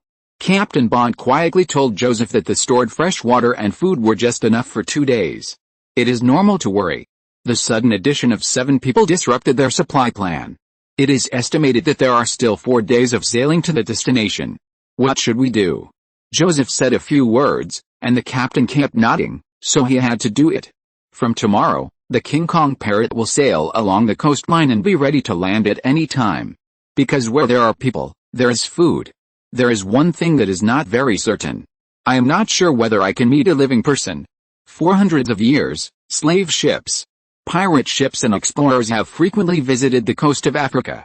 Continuous killing and hunting have caused a sharp decline in the population of indigenous Africans, and the probability of meeting local people is not high. Let's take it one step at a time. How can a living person be suffocated to death? Here, Eve stood in front of Sushu, looking calm. She put bread slices, butter and bacon slices on the plate. The bowl was filled with purple cabbage soup. You are very brave. Dare to show up here, Sushu teased. On this ship, we only recognize Commander Joseph, Eve said, expressing her attitude. Because of the commander's protection and agreement, Goddess S really couldn't do it openly. Chapter 86 Taxing Warships. After the Earl's table prayed before the meal, they began to eat. The free dinner was just a gift from God, as if it had nothing to do with the people who saved them. Some of them noticed that the maid who distributed the food was neatly dressed and had no brand on her face. What does the lack of brand mean? White sailors, soldiers and black sailors were mixed together. What's strange is that there was a black bosun who ate at the same table with the captain and officers. What does this mean? They also found that all the tableware on the table was made of silver. The specifications were very high. The food was very ordinary and did not meet the expected standards. The people on the ship explained that this slave ship had been attacked by pirates before. A lot of wine and food were thrown away. It is understandable that this is a way to quickly increase the speed of the ship. In addition, the Golden Parrot is not small in size. In fact, it is a battleship-style slave ship. The hull is 97 meters long and the cabin volume is very large. The length of a general second-level battleship is only 70 meters. For example, the ironclad Giant, with nearly 600 sailors, is much smaller than the former. Furthermore, there were not many uniformed soldiers on the ship, and some blacks were training on the deck in small teams. Training black soldiers meant that the ship was understaffed, and the commander was also very bold and avant-garde. After many observations, the sisters, the priest and others came to the following conclusion: this ship is not simple. But someone can't see the situation clearly. Count Richard is a man with high eyes, talking and showing off his wealth with a priest. The two sisters kept cooperating. The cowboy seemed to not want to be noticed. He cut the bacon very quickly and lightly with a knife and fork, and ate without making any sound. He never said a word more. The people on the ship didn't even see his appearance clearly. And the housekeeper's seductive eyes, looking around, everyone looked at each other, until they met Captain Bond's fiery eyes. The sisters kept flattering the Count, and the purpose was obvious. What can they get from this method? They even agreed to sleep together at night and serve this arrogant rich man. My property is all over America, said the Count.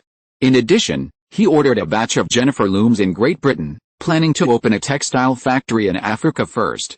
Hey, Captain Bond, Count Richard turned to Bond at another table. My plantation and factory earned more than £200,000 last year. How much can your ship earn? Bond smiled and subconsciously turned to Officer Joseph. The people at the three tables could hear each other's conversation clearly. Joseph nodded. Mr. Count. Our ship has earned nearly £1 million in the past few months, Bond boasted. This playboy did not forget to flirt with the housekeeper while bragging. Oh. So much? The Count did not believe it. As far as I know, the income of slave ships and merchant ships will not be too much. He said this because he wanted to hear the other party's reasons. In terms of showing off, the Count has not lost to anyone so far. Bond turned to the officer again, and the officer nodded again, indicating that he could talk nonsense. Well, our ships collect taxes from every place they pass by, and from every ship that appears. That's it, Bond said shamelessly. Goering and Miller were stunned after hearing this, and after a little thought, it seemed to be true. Joseph tried his best not to laugh over there. Mrs. Anna shook her head helplessly. Su cut a piece of cheese like a lady, put it in her mouth, and chewed it gently. She glanced at Joseph with approval, meaning that you did a really good job. Coincidentally, the person on duty found a ship within sight. It was flying the flag of Great Britain. It was a patrol warship cruiser. The cruiser was heading in this direction. The flag signaled them to stop the ship and accept inspection. After the sailor reported the news, the Count and others put down their tableware and turned to Captain Barnes' table, wanting to see the joke. You see, I just said that I would collect taxes from other ships, and this time the cruiser is collecting taxes from you. Let's see how it ends. Immediately, Captain Barnes and several officers looked very ugly. Ha ha ha, Joseph couldn't help laughing. Dad, what are you laughing at? Little John asked innocently. Of course it's something funny, Joseph pinched his little face and said. Then, Joseph stood up and said with a serious expression, soldiers, get ready for battle. We are going to collect taxes from the British. Yes, 3 officers plus the captain's first officer stood up. At this moment, everyone was dumbfounded. The Count took a breath and thought, these people are crazy. The idle people on the deck continued to go back to the cabin to eat. When they got closer, the commander and soldiers on the cruiser were stunned. This Portuguese slave ship had hoisted the French flag. The 2 ships were facing each other and accelerating. The Golden Parrot had all its guns in place, and the cavalry guns were lined up on the deck. The French soldiers were ready. The flag bearer used flag signals to let the cruiser stop and collect taxes, otherwise they would be sunk. Napoleon's navy. How is it possible? The commander on the British ship murmured. The first mate and the soldiers felt incredible. In their impression, the tentacles of the French warships should not reach here. Judging from the number of artillery, the 42 artillery of the cruiser is no match at all, plus the opponent's cavalry guns. The commander recovered and ordered to continue, preparing for a hard attack. Because the French army is strong, it has never been an opponent of the British Royal Navy at sea. This distance is just close to the coverage of the artillery. Joseph took an NG Type 3 rifle, aimed a few times, and bang, a gunshot blew off the commander's hat. The commander was so scared that he collapsed on the deck. As far as they know, there is no flintlock rifle in the world that can shoot so far. Bang! Bang! 2 more shots, one hit the canvas, and the other hit the first mate's shin bone. The first mate fell down with a cry, covering his calf and howling. On the entire deck, what gun can fire 3 shots in a row? Could it be that the French were equipped with new weapons? No wonder they were so arrogant. Listen, Britons, surrender and pay taxes immediately. Otherwise, you will be killed without mercy, the sailor with the loudest voice shouted in English. It was too late for the cruiser to turn the rudder and escape. The King Kong Parrot approached at the fastest speed.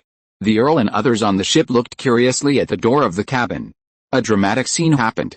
They witnessed with their own eyes that all the British soldiers gathered on the deck and surrendered with their guns raised. The surrender was fast enough, and it was over before the war started. This has one advantage, which is that it can avoid casualties to the greatest extent. The navigation rules of this era are generally not to kill if you surrender your guns. The price is certain. The supplies cannot be saved. Then, Goering and Miller led the soldiers to board the ship and disarm. There were 3 piles of flintlock rifles. The supplies on the cruiser were looted, and all the money was confiscated. About £70,000 were robbed. In addition to their own money, most of the £70,000 were taxes levied on other ships. Goering and his men threw all the cannons that could not be taken away from the cruiser into the sea. Before leaving, he personally lit several shells. After the loud noise, cracks appeared in the bottom cabin. Seawater poured in. Before the ship sank, the cruiser could sail towards the land and land in time. The French were particularly merciful for not slaughtering people on the spot. It was dark at this time, and the cruiser was in chaos. They kept scooping water from the cabin and kept accelerating towards the coastline. You wait, Libe, okay? Sooner or later, my British Navy will catch you, the commander cursed. On the Golden Parrot, a carnival party began. The curses disappeared in the night. The supplies looted from the cruiser were quite rich. There were baskets of fruits and vegetables, large bread wrapped in craft paper, large pieces of cheese, canned butter, strawberry jam and tomato sauce, fresh fish, beef jerky, barrels of red wine, brandy, and bottles of white whiskey. It goes without saying that the above-mentioned supplies were all obtained by the British through plunder. There were also 400 guns and ammunition of various sizes. Enough to sell for a good price.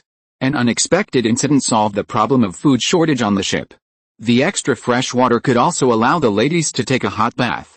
Chapter 87 Party Storm. The Earl and others were invited to the party. Together they celebrated a victory over the British cruiser. On the deck, you can drink, enjoy food, and talk about life. An electrician turned on the light, and the deck was bright. Chef Jackson cooked food for people on the spot. The aroma of barbecue was everywhere. More than a dozen dining tables were added, and the deck was filled with food. The dining tables and chairs were all from the cruiser. After being thrown into the sea in the last naval battle, they were lost and recovered through looting. When they met again, the Earl and his group looked at the people on the ship differently. They were quite respectful. It was said that there were nearly $1 million in wealth on the ship, and Earl Richard believed that anyway. The means and speed of looting by these crazy people were appalling. If they hadn't seen it with their own eyes, no one would believe it was true. Facts speak louder than words. It was also the first time they knew that someone dared to collect taxes from the British. What Napoleon wanted to do but didn't do, one of his officers did. History often jokes with people. Jokes are jokes, don't take it seriously. Joseph, his wife, Miller and his girlfriend Mona toasted with everyone. Little John and Little Tom chased each other in the crowd. Mrs. Anna was still hiding in the cabin. After having her second child, she was very resistant to such occasions, especially places where Sushu appeared. She not only read poems, but also learned to write poems. She was conceiving a long poem in the style of Milton. The sisters set their sights on Lieutenant Goring again. The three of them raised their goblets and took a sip. He was very good at speaking, which made the sisters laugh. "This sailor mask is very interesting," said the elder sister Jenny, pointing at Little Tom. "It looks like the real thing," said the younger sister. "That's the real thing," said Goring. "How is it possible?" Jenny asked, puzzled. Goring waved his hand to signal Little Tom. "Devil Tom. Come here." Little Tom ran over and stood down, taller than Goring. "Let the two ladies meet you," Goring said, without any intention of teasing. "Say hello to the two ladies." Little Tom greeted the sisters and spoke in a buzzing voice. He looked like a wild boar and had a hideous face. The sisters found it interesting. The younger sister said, "Devil Tom, can I touch your mask?" "Yes, miss," Little Tom said after a moment's hesitation. The younger sister touched the pig's mouth and big ears, which were fleshy and hairy, and exclaimed, "Oh my God. It's just like the real thing, so disgusting." The older sister also touched it and asked him to open his mouth to take a look. "Hey. The mask is exactly the same as the real one," the older sister laughed. "That means it's real," Little John interrupted. The two sisters felt that they had teamed up to deceive her and treated her as a fool. They all wanted to hear Lieutenant Goring's explanation. "It's real," Goring nodded. "Devil Tom is the product of a combination of a human and a wild boar. We rescued him from the circus." "Oh my God. He is a monster," the sisters said almost at the same time. After hearing this, the two sisters retracted their hands as if they were electrocuted, and opened their mouths in surprise. At this moment, Little Tom felt fooled and ran away crying. "Tom doesn't like people calling him a monster," Little John said angrily, and followed him. Lieutenant Goring shrugged helplessly. He asked himself, "Did I do something wrong?" The two sisters looked at each other. It was wrong. Even the ugliest people need human respect. Captain Bunt over there made full use of his advantages and quickly won the heart of the housekeeper. The cowboy saw them go down the cabin, and who knows where they went. Under the mast, the cowboy was eating ham alone, staring at the few people in his sight from under the brim of his straw hat, the count, the sisters, the slaves, and yes. And the priest? Suddenly someone patted him on the shoulder, and he turned around and saw that it was the priest. "Punk. I will always keep an eye on you." The priest's expression was extremely serious. The cowboy sneered, "Father Bokey. You should keep an eye on your God, not me. Everyone on the passenger ship died because of you. Don't think I don't know that you are hiding a big secret," the priest said again. The cowboy glanced at him with contempt, made a threatening gesture, and said, "Go to hell. Bokey, I don't care about you." After that, the cowboy turned and left. Later, the younger sister stood beside the priest and reminded him, "Father Bokey, if one of us knows the secret of the treasure first, don't forget to give us a share." "Treasure? What treasure? I don't understand what you are talking about, Miss Leia." Father Bokey also walked away, keeping a distance from each other. Huh? Leia snorted coldly, with a complicated expression on her face that she shouldn't have at her age. She and her sister, Jenny, wore the same style of pink floral spotted long dress with a high neckline. When their parents were alive, they didn't allow their two daughters to dress too revealingly. The two looked similar, but the elder sister was slightly taller than the younger sister. The former had short hair and the younger sister had two symmetrical ponytails. It was easy to tell them apart. The elder sister Jenny was chatting with Chief Goering, secretly monitoring the priest and the cowboy's every move. The younger sister went to find the priest at his signal, actually to get information. When passing by a dining table, there was bread with butter and cabbage leaves on the table. The count reached out and tore off a piece and threw it on the deck. The slave bent down to pick it up and ate it. Joseph saw this scene again, and got angry. He broke away from his wife's arms and rushed to the front. "Child, don't pick up food on the ground," he said. He glanced at the count coldly. The latter couldn't help shuddering. Turning back, the slave hesitated twice, and he found that the slave actually had no tongue. The tongue was missing from the middle. It was obviously cut off by humans. "Sir Joseph, if you like it, I will give the slave to you. I won't charge a penny," the count thought for a while before saying this. The count mainly wanted to establish a good relationship with the highest officer. There are benefits and no harm. In his impression, this officer spoke for the slave for the second time. "Okay. Your Excellency the Count. I accept your gift." Joseph's attitude softened a lot. "What's his name?" Joseph asked again. "Number 12. Sir Joseph, he is the 12th yellow man I bought," Count Richard said. "Some people think that slaves do not deserve names, and it is insulting to have one. Number 12 is easy to remember," Joseph thought. "Mr. Count, I'm glad I'm not one of your slaves." Joseph suddenly said this, which was profound. It frightened Count Richard. "Ha ha ha." Commander Joseph was joking. The Count wiped his sweat. Old Richard couldn't afford to offend anyone who dared to challenge the British Navy. His wealth, status and arrogance as a knight had to be put aside for the time being. "Mr. Count, don't be nervous. It's just a joke." Joseph patted him on the shoulder. Then, Joseph solemnly said to the slave, "Number 12, can you understand what I said? If you do, please nod." Number 12's big eyes were filled with tears, and he nodded quickly. He knew who was good to him and who was not. He knelt down immediately. He was very happy to be able to serve the commander. "Very good," Joseph said. "From now on, you are a soldier on my ship." He pointed to the sailors and soldiers who were watching here. "What they have, you will have, whether it is freedom, wealth, status and dignity." Number 12 burst into tears and leaned over to kiss Joseph's leather boots. As soon as he finished speaking, Count Richard protested, saying that he did not have the courage to protest. To be precise, it was a reminder. "Captain Joseph, you forgot one thing. Slaves have no freedom, wealth, status and dignity. Once a slave is branded with a mark of shame, it will accompany him for life.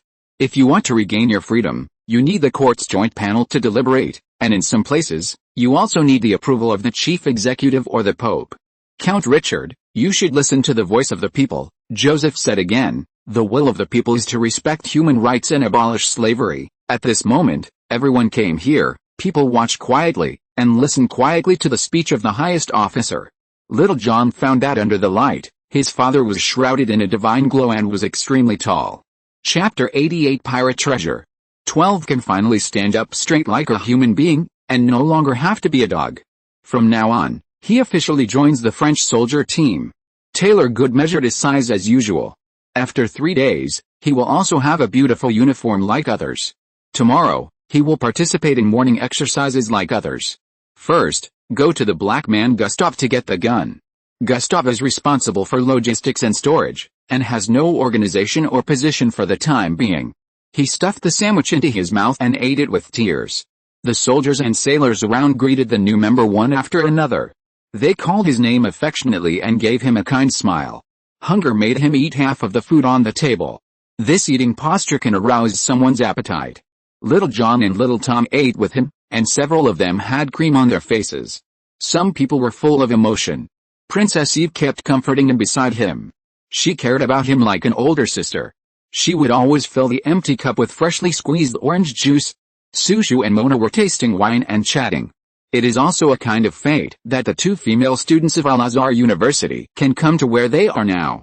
Among them, the female student Mary went to France and was employed by the French Historical Museum Association, specializing in archaeological and identification work. She is Professor Carter's proud assistant. Jinmin got a commission from the tomb of Cleopatra and bought a big house after returning to Cairo. At this time, he taught at the university with his teacher. Jiamu joined the army and is currently the commander of the First Front of the Mamluk of the Pasha government. It is reported that they have started a tug-of-war with the army of the reformist Muhammad Ali. The ending of history is hard to predict. The two major forces of the Ottoman Empire were eventually won by Ali's regime. 3 years later, the new rifles of the Anji factory were equipped with a Mamluk collar. The combat effectiveness was greatly improved, but it was still no match for Ali's cavalry. Just imagine that with modern military equipment, an absolute advantage in numbers, and the support of foreign forces, they were defeated. Some people say that the fall of the Pasha government was caused by improper command. It is the responsibility of a group of strawback generals. Anyway, I believed it. As we were talking, it was decades later. Then again, Goddess Esther is still upset about Joseph's archaeological team robbing the tomb of Cleopatra. However, as time passed, this obsession gradually faded. The main reason why she didn't retaliate was that Joseph was kind-hearted and left her doppelganger mummy. In addition, by chance, the two formed a husband and wife relationship. This made it impossible for Goddess Esther to start. Joseph left a way out for himself and his team. This was what Esther told him in person. Otherwise, none of them would be able to pass the curse of Cleopatra vi. The end would definitely be 10 or 100 times more miserable than imagined. Secondly, throughout history, the tombs of every emperor and pharaoh could not escape the fate of being robbed. No matter what form of excavation, the tomb owner does not want to be disturbed. In fact, archaeological excavations in the form of the state are even more hateful. The excuses are high-sounding, but what they do is 50 steps and 100 steps like tomb robbers. What does it mean to laugh at someone who is only 50 steps away from you? I won't say it anymore. I'll stop talking nonsense. Based on the above views, I can let it go. The hatred in my life and the hatred after my death passed in the blink of an eye. So when Goddess S saw Princess Eve wandering in front of her, she was able to face it calmly. She was still chatting and laughing with people. The grievances in the previous life were too long ago, so long that they were vague in my memory. And the grievances in the future life even involved the struggle between the gods and the demons. This is a matter of principle. Goddess S thought, I will kill her sooner or later. The sea breeze was blowing, cool and pleasant. Unfortunately, the two female students did not graduate and did not even get their diplomas. It was a pity. In the captain's room, the passionate show was repeated. When the two felt hungry and returned to the deck, the party was over. Bunt pulled up his pants and stole a large bottle of champagne from the kitchen. He and the housekeeper continued their night of debauchery, chatting and watching the stars on the deck. As we chatted, the housekeeper talked about the experience of this shipwreck. Looking back, I still feel scared. The reason is that several federal agents were ordered to investigate a theft case of a wealthy businessman. The wealthy businessman made his fortune by selling sugar cane in his early years. In 1764, when his fleet was crossing the Atlantic Ocean, he found an iron box on a floating island. There was a treasure map in the iron box with Edward Teach's seal on it. There was also a pirate code of Henry Morgan engraved on a silver plate. Who is Edward Teach? He is the most notorious pirate Captain Blackbeard of the Queen Anne's Revenge in history. In 1718, Blackbeard died in a naval battle. Since then, the huge treasure he left behind has become a mystery that has affected countless adventurers. After the wealthy businessman got the treasure map of Blackbeard's treasure, he hid it in his home for fear of causing a fatal disaster. He once imagined that one day he would get the treasure himself, but unfortunately he never got his wish. In early January last year, the Washington government received a report from the wealthy businessman. At this point, the secret of Blackbeard's treasure map was revealed to the world. It attracted countless ambitious adventurers. The United States federal spy finally opened a gap from a collector, because he bought Henry Morgan's pirate code silver plate. Then, a group of pirates surfaced. After more than half a year of repeated battles, the spy lost a lot of people. Several backbones of the robber gang escaped by chance.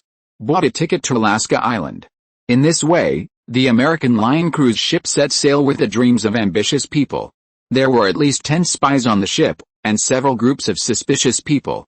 Count Richard boarded the ship in the name of investigating the construction of the factory. He brought at least 30 guards. It makes people suspect that his purpose is not so simple. The priest came with several ferocious guys, all of whom were carrying guns. Jenny and Leah's sisters and their families seemed to be involved unintentionally. After the American line crossed the Cape of Good Hope, all kinds of secret struggles suddenly broke out one day. First, federal agents had a gunfight with several cowboy-dressed people in the ship's helm corridor. The gangsters who called themselves the Black Shirts shot at the two groups at the same time.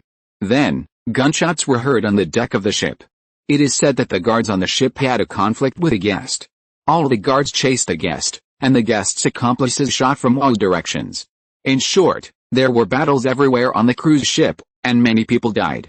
Innocent people suffered. Now recalling it, there was no coincidence in the previous battles, and they all went with the same purpose. Because of the large number of people, the Count's men had the advantage. Later, a fire broke out on the ship, and the ship began to sink slowly. The survivors had to flee for their lives.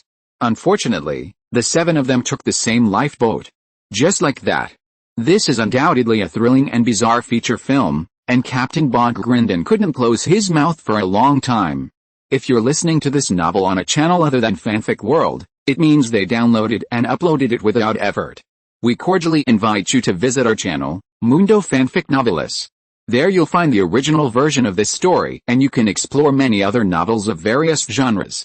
We're waiting for you to immerse yourself in a world of incredible novels. Chapter 89 Reward Notice. On the same day, the Golden Parrot left St. Helena Island. 2 days later, the Royal Navy headquarters in the English Channel received the news. At that time, Admiral Viscount Nelson was visiting his good friend Sir William Hamilton. William and his wife Emma had an extraordinary friendship with Nelson. A few years ago, when Nelson's fleet attacked the Canary Islands, it was defeated by the Spanish and lost his right arm. After returning home, it was William and his wife, members of the royal family of England, who received him and regarded him as a hero of Great Britain and took care of him while he recovered. After receiving the news, Nelson returned to his naval headquarters. In the meeting room, Nelson smashed a teacup angrily and roared, "This Frenchman is so hateful." "Who gave him the courage?" a general added. "This man named Joseph is a rude and unreasonable guy. He is a foreign officer of the French. His name is Lebeauque, yes. He is now fighting alone and has nothing to do with Napoleon's strategic intentions," said another general. In 1 week, the letters sent by pigeons to the intelligence department were compiled into a document. It also included feedback from Washington, the United States of America, the first interview with Ms. Benjamin of Popular magazine. Joseph could not have imagined that Ms. Benjamin's interview would bring him a lot of trouble. The interview report was detailed, and in addition to what kind of underwear Joseph wore, his background and direction were revealed to the world. The document revealed that Joseph's team attacked the Portuguese slave ship and killed Captain Donald. At present, the Portuguese government has made a solemn statement and offered a reward of £100,000 for the arrest of Joseph. In addition, the pirate community also heard the news and issued a joint statement, increasing the reward by another £100,000. Track down the whereabouts of the King Kong nugget in the Indian Ocean. The invincible Royal Navy must save face. Marshal Nelson instructed that Joseph must be eliminated. The meeting lasted for 2 hours before it ended. Most generals believed that there was no need to make a big fuss over a merchant ship. In other words, the King Kong nugget was not worthy of the Royal Navy's personal pursuit. The meeting reached a consensus to send messages by pigeon to various garrisons and ports of countries with diplomatic relations, the east coast of Africa and the Indian Ocean, and offer a reward of £100,000 for the arrest of the thief Joseph. The total reward of £300,000, plus the accumulated wealth, is enough to make some people with ulterior motives itch. Joseph and others were mentally prepared, but they did not expect retribution to come so quickly. Originally, the King Kong planned to put the 7 rescued people in Natal Port, purchase the corresponding supplies and leave on their own. This trip was destined to be extremely dangerous. In the morning, the King Kong approached the Natal Bay. Captain Bond found Joseph first. When the latter heard about the black-beared treasure, his eyes immediately lit up and he could not suppress his excitement. He hurriedly called Frank to call a few officers to a meeting. The black-beared treasure was too famous, and every adventurer dreamed of getting it. If Nelson found out the secret of the black-beared treasure on the King Kong, It would be enough to make the British Royal Navy go out in full force. As soon as Gowering, Miller and Denmark sat down, they were shocked when they heard the news. Denmark suggested that the first mate and the boatswain Ken should participate. It would be good to have more helpers. Captain Bond revealed that according to the speculation of the housekeeper and others, the treasure map was on the cowboy punk. He was the most suspicious. So what are we waiting for? First catch him, and if that doesn't work, torture him severely. Don't worry that he won't confess. He's on the ship and can't run away. Speaking of cowboy punk, as soon as he showed his head on the deck, 3 bayonets were pressed against his back. What's the matter, sir? Punk asked, feeling uneasy about the upcoming fact. The highest commander invites you to tea, said a soldier. Punk thought about running away, but the 3 soldiers on the other side were very experienced. They first took away his pistol and blocked his retreat. Within a distance of 3 feet, they spoke with bayonets. The strength and alertness of the French soldiers far exceeded Punk's expectations. It was a huge contrast with a group of good-for-nothings he had encountered before. In America, on the American Lion, no guard or spy could easily approach him. This was the main reason why Count Richard and others could not deal with him. Unexpectedly, Alice. He didn't even have a chance to jump into the sea. This scene happened to be seen by the elder sister Jenny. She was at the corner of another cabin, showing a complicated expression. The first thing the elder sister found the younger sister first, and after a brief discussion, she decided to confront the count and the priest. Who is the one who revealed the cards, otherwise they will have no way out. Soon, several people gathered in the count's room. Several people unanimously inferred that the secret of the treasure map was revealed. Who was the one who was so mean and revealed it? Can it be called a secret if it can be made public casually? Therefore, they focused their attention on the housekeeper. Where is this slut? No one knows. What is certain is that the housekeeper and the captain were too close at the party last night, and everyone saw it. The younger sister Leah came forward to find the housekeeper and find out the situation. If it is not bad, the housekeeper is in the captain's room. The housekeeper was really in the captain's room, and the door was ajar. The younger sister carefully pushed the door open and saw the housekeeper sleeping soundly, naked and embarrassing. She woke up the housekeeper. The latter was embarrassed and quickly got dressed. It takes 5 minutes to get from the captain's room to another cabin. The housekeeper would never have thought that these 5 minutes would be the last 5 minutes of her life. As soon as the door opened, her sister Jenny immediately locked the door. The housekeeper was startled and felt that the atmosphere was wrong, but it was too late. The priest grabbed the housekeeper's neck from behind, and the struggle was in vain. Leah was frightened by the priest's hideous expression, and her little heart was beating fast. Count Richard's face was livid, and he said nothing. He was indifferent to the housekeeper's request for help. Jenny went up and grabbed the housekeeper's arm, and then said to her sister, "What are you doing?" "Hold her legs." Leah reacted and hurried to hold the housekeeper's legs. Soon, the housekeeper spasmed weakly for a few times and stopped moving. "Huh? This is the fate of traitors," the count said bitterly.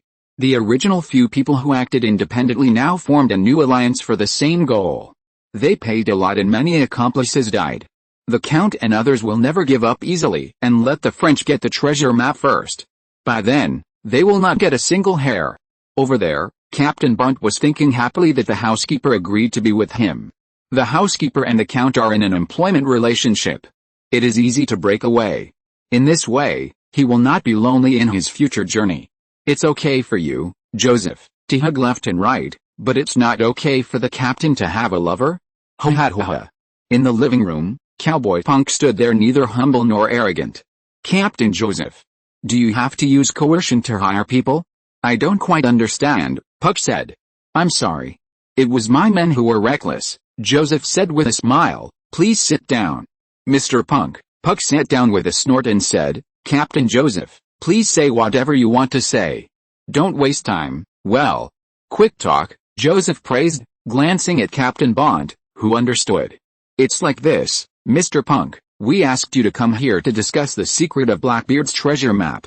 Maybe we can cooperate," Bond said. "Ha ha ha," Cowboy Punk laughed, "how ridiculous. I don't understand what you are talking about. What treasure map?"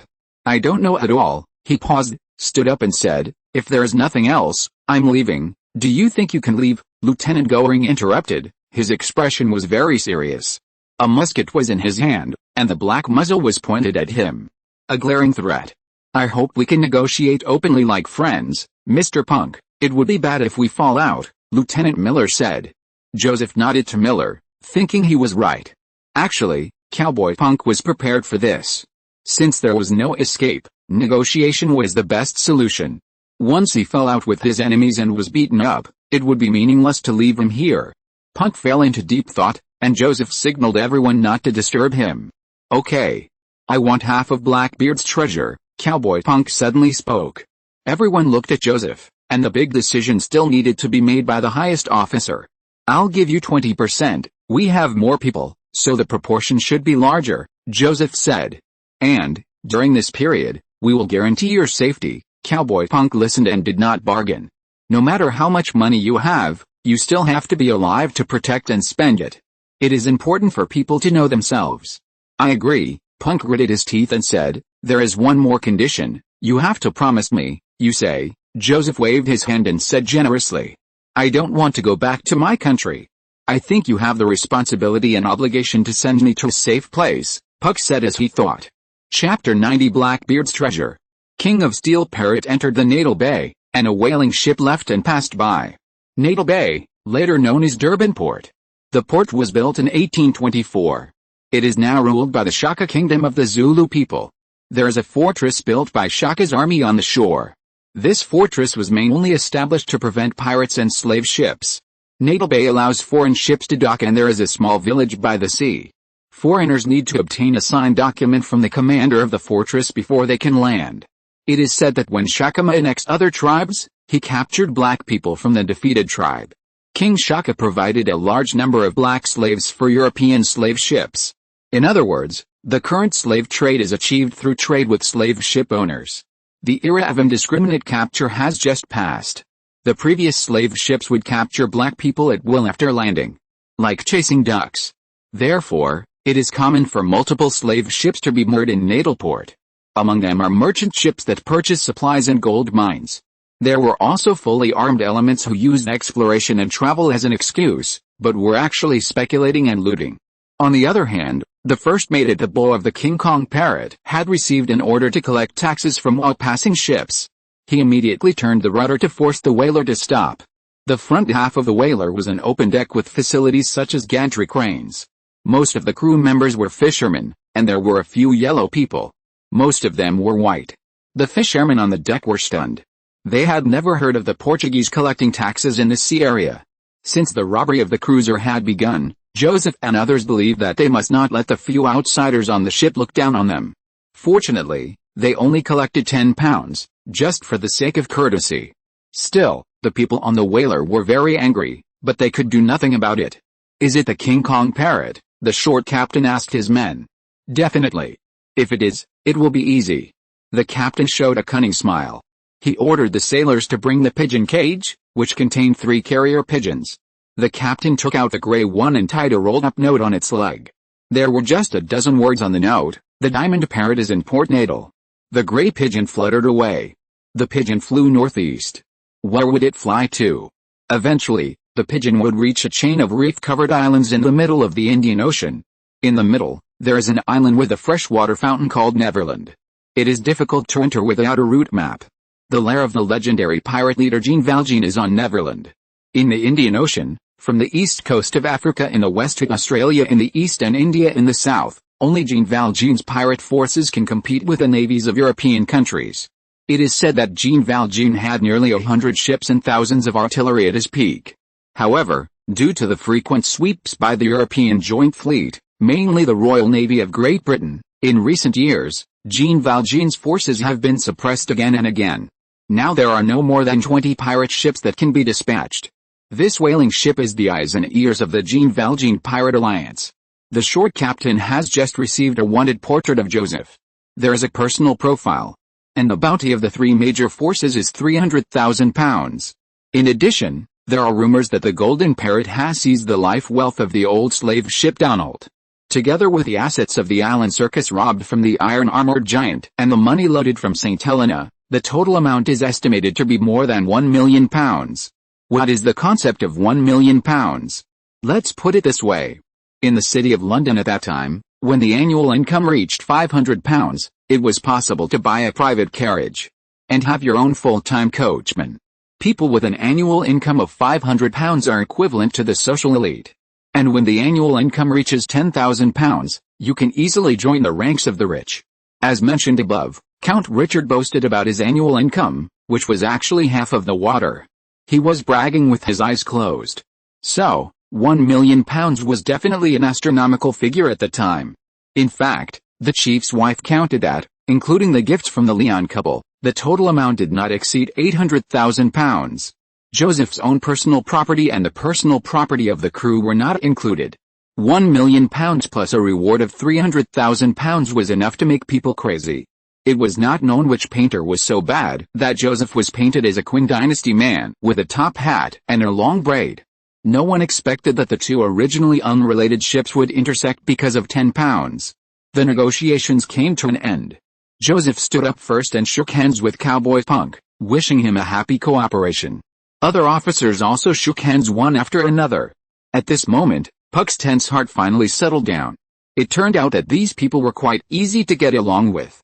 Attitude determines everything. Then, people had friendly conversations and the atmosphere eased a lot. In order to celebrate the victory in advance, a bottle of champagne was opened. Joseph personally lit a cigar for Punk, which made the latter flattered.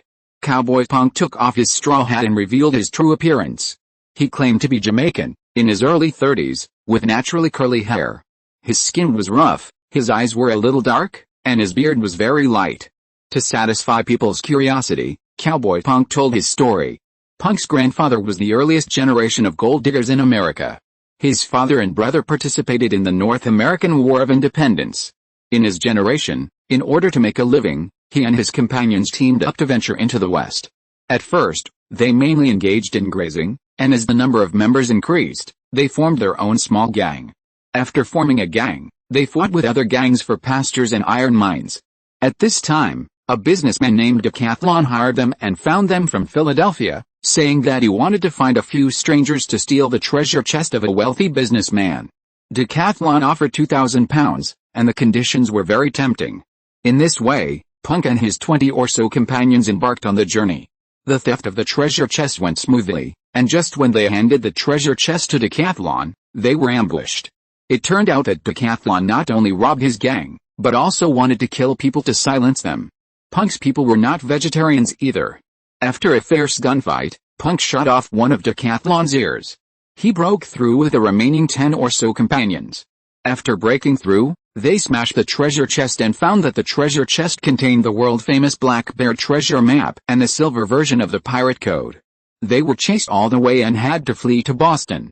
Later, the secret of the treasure map was leaked.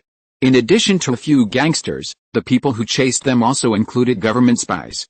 The last 8 people of Punk boarded the American Lion cruise ship bound for Alaska. Everyone already knows the rest. The treasure map is on Punk.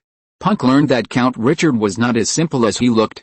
He not only had his own plantation and other industries.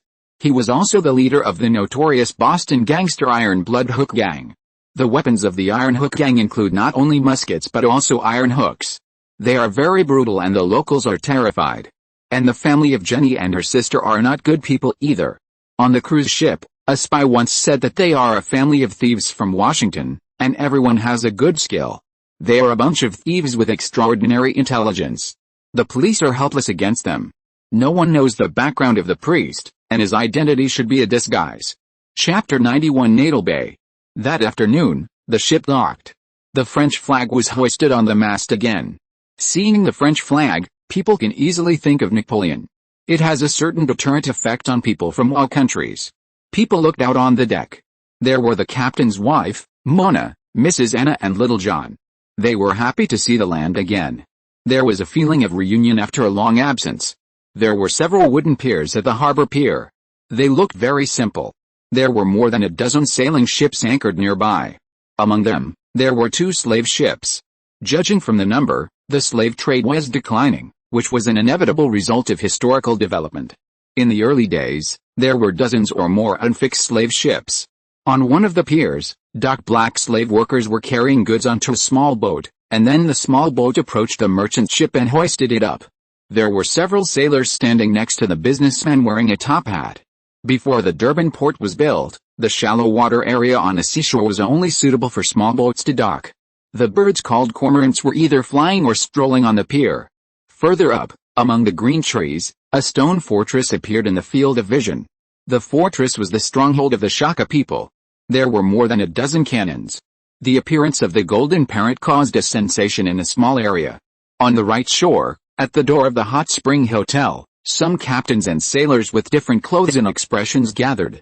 The owner of the hot spring hotel is the Duke Duma, who is famous on the coast of the Indian Ocean. This hotel is not of high grade, but it covers a large area.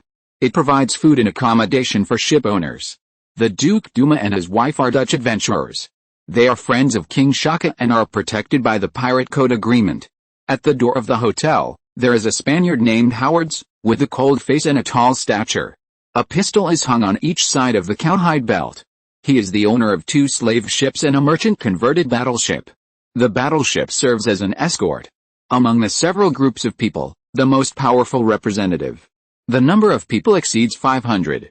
300 of the fully armed men were not with him. They were led by his deputy and were on their way to free the slaves with the Shakas. According to the time calculation, he would be able to return to the dock in 2 days. Because he was the most powerful, other captains and merchants followed his lead. He said to a man who looked like an English gentleman, "The French are very brave and arrogant. Mr. Mujin, do you believe that we have enough strength to make that Joseph never come back?" Mujin heard this, and the delicate 2 mustaches on his lips moved, and said, "I believe this. Boss Howards, it will be easy to succeed with you taking the lead. We will definitely help you when the time comes." Ha ha ha, Howards laughed triumphantly. Another short and fat merchant and a tall and thin Arab merchant with a turban also laughed strangely. Several ships had received the news of Joseph's reward early, and others soon knew it. Moreover, Howards and others received the news as soon as the Golden Parrot entered the bay. They had reached a consensus in the tavern. The 6 gangs present will launch a crazy massacre, concentrating their firepower to kill everyone on the Golden Parrot. Then they will divide the wealth of £1.3 million according to their respective numbers. As the saying goes, people die for money, and birds die for food. The Donald gang took the risk of robbing the golden coral for £300,000, which is an example. £1.3 million makes everyone jealous. Even the most timid people can't help but be ready to move. Some people began to collude and conspire, and talked about it. Fortunately, the reward has nothing to do with the Shaka people, and the Shaka garrison is unwilling to wade into this muddy water. On the shore, Shaka soldiers in strange uniforms lined up and waited. The black officer was a little nervous. They heard from the passengers that this French warship was very violent and cruel, and used force to collect taxes and fees from every place it passed by. Even the British Navy is not an opponent, so there is no need to think about Shaka and his people. It is better to line up to welcome them. After getting on the gangplank, the soldier Andre said, "Captain Joseph, should we levy taxes on them?" "Why not?" Joseph tilted his head and said. A sailor said, "I have heard that the Shaka kingdom is rich in diamonds and gold. I wonder if it is true." "It is true. There are rumors about this." "Then, we will increase taxes on them," Goering suggested. "Is there such a thing?" Joseph was surprised. "It is inconvenient to anchor in shallow waters, so we can only lower the anchor first. Lower the boat and transport people ashore one by one." Count Richard and others got off the boat first. Here, Joseph thought for a while and felt that it was not appropriate. There was no hatred or resentment with the Shaka people, but it was a bit bullying to force taxes on them. He observed with a telescope and saw that the weapons in the hands of hundreds of Shaka people were obviously backward compared with those of the same era. Most of them even used bird-like weapons that could light incendiary flames. So he had an idea in his mind and put the 467 flintlock rifles, 3 pistols and corresponding ammunition seized into the boat. Pistols are not for sale. Giving some gifts to Shaka officials appropriately can gain more benefits. Joseph is quite experienced in communication. As early as in Cairo, he made friends with a group of political dignitaries. Getting promoted and getting rich requires not only merits, but more importantly, someone can say good things about you. Goering, Miller and Captain Bunt immediately understood the commander's intention. Each of them couldn't help but raise his thumb. The colonel wanted to do business with the Shaka people. Why didn't they think of it? It's urgent. Flintlock rifles can be sold at a high price. The commander is really smart. This is much better than taxation. If there is resistance, it will not be fun. There is no need to fight for things that can be done without bloodshed. No matter what form of war, it will hurt 800 of your own for every 1,000 wounded. Taxes still have to be collected. Joseph issued a death order, all ships in the port must pay all fees, and if there is resistance, they will be killed without mercy. When Joseph gave the order, Count Richard heard it. Carrying 2 suitcases, he was about to get off the boat and board the boat. No one noticed that one person was missing. Captain Bunt thought that his old lover was still waiting for him in the captain's room. The highest officer and Cowboy Punk stood together, and their relationship was quite delicate. Count Richard and others had long understood that they were not qualified to discuss cooperation with the French, and they had become outsiders. What else could they do if they were unwilling? They could only take other measures. Several people looked ugly and exchanged glances with each other. Their first step plan, using the news of the treasure map as a breakthrough, unite the main forces in the bay, suppress the King Kong parrot, and force the French to hand over Cowboy Punk. Then divide the treasure with these forces. It seems that the plan may fail, because the French army is stronger than they imagined. Not only did they do business with the Shaka people, but they also aggressively collected taxes from other ships. I have seen some arrogant people, but I have never seen such an arrogant one. The boat went back and forth more than a dozen times, except for the people who stayed behind. People took the boats to the pier one by one. In front of the French army, the Shaka soldiers all pointed their spears downwards, without even the courage to breathe loudly. The Shaka officer with a red scarf asked the first group of people on the pier, "Excuse me, who is the highest commander?" "The highest commander is at the back, but the wife of the highest commander is on the boat at the back." Someone pointed to the lady on another boat and said, "The lady's got on the second boat," impatient. There were black maids with packed clothes for changing. "Hello, dear madam. Welcome to the residence of the Hulu tribe." The officer saluted the person who came ashore. He called himself Captain Binkaman, and spoke English fluently. "You're welcome, Captain Binkaman." Sushu waved his hand gracefully, motioning him to move aside. Binkaman hid aside tactfully. Chapter 92 Taxation Controversy. At first, 200 years ago, this place was a small fishing village. After being looted by slave ships several times, the small fishing village became a ruin. Ms. Benjamin Steers of South Africa takes this small fishing village as the starting point, describing the humiliating history of the protagonist's family being hunted by the Portuguese from the fishing village and sold to America. The Hot Spring Hotel has been built for at least 20 years. It is on the original side of the small fishing village. At first, it was a small tavern next to the hot spring and slowly developed. There is a stone tablet at the door with 12 articles of the convention. Even the pirates and King Shaka abide by the agreement, and there is no reason for others not to abide by it. One of them is, you are not allowed to shoot or kill people in the hotel at will, otherwise you will bear the consequences. In other words, if a dispute occurs, you can go outside the hotel to resolve it. Despite the agreement, the hot-tempered sailors often drink and make trouble, fight and brawl. It is really difficult to manage. Although it is difficult to manage, the hotel has been operating until now and the profit is not bad. This time, it is different from the previous fights. After receiving the news, the Duke and Dumas, along with their daughter, got into a carriage from the back door and ran away. They didn't want to be covered in blood. There was no other way. The upcoming war was difficult to stop and restrict with a convention. I hope the hotel will be intact when I come back. Only the manager Mickey and the musketeers and reception girls recruited earlier were left in the hotel to continue operating. There were 20 musketeers, most of whom were wanted fugitives from various countries who had taken refuge here. Once the guns and cannons were fired, it was estimated that they would not have much effect. The Dumas knew what they were doing. The dangers were lurking all around, but in the eyes of Joseph and others, it was a harmonious landscape painting. Lieutenant Goering negotiated with Lieutenant Binkaman and first presented him with a pistol and a Swiss-made table clock, which made him very happy. When it came to trade, he could not make the decision because of the large number of flintlock rifles. He needed to ask for instructions from above.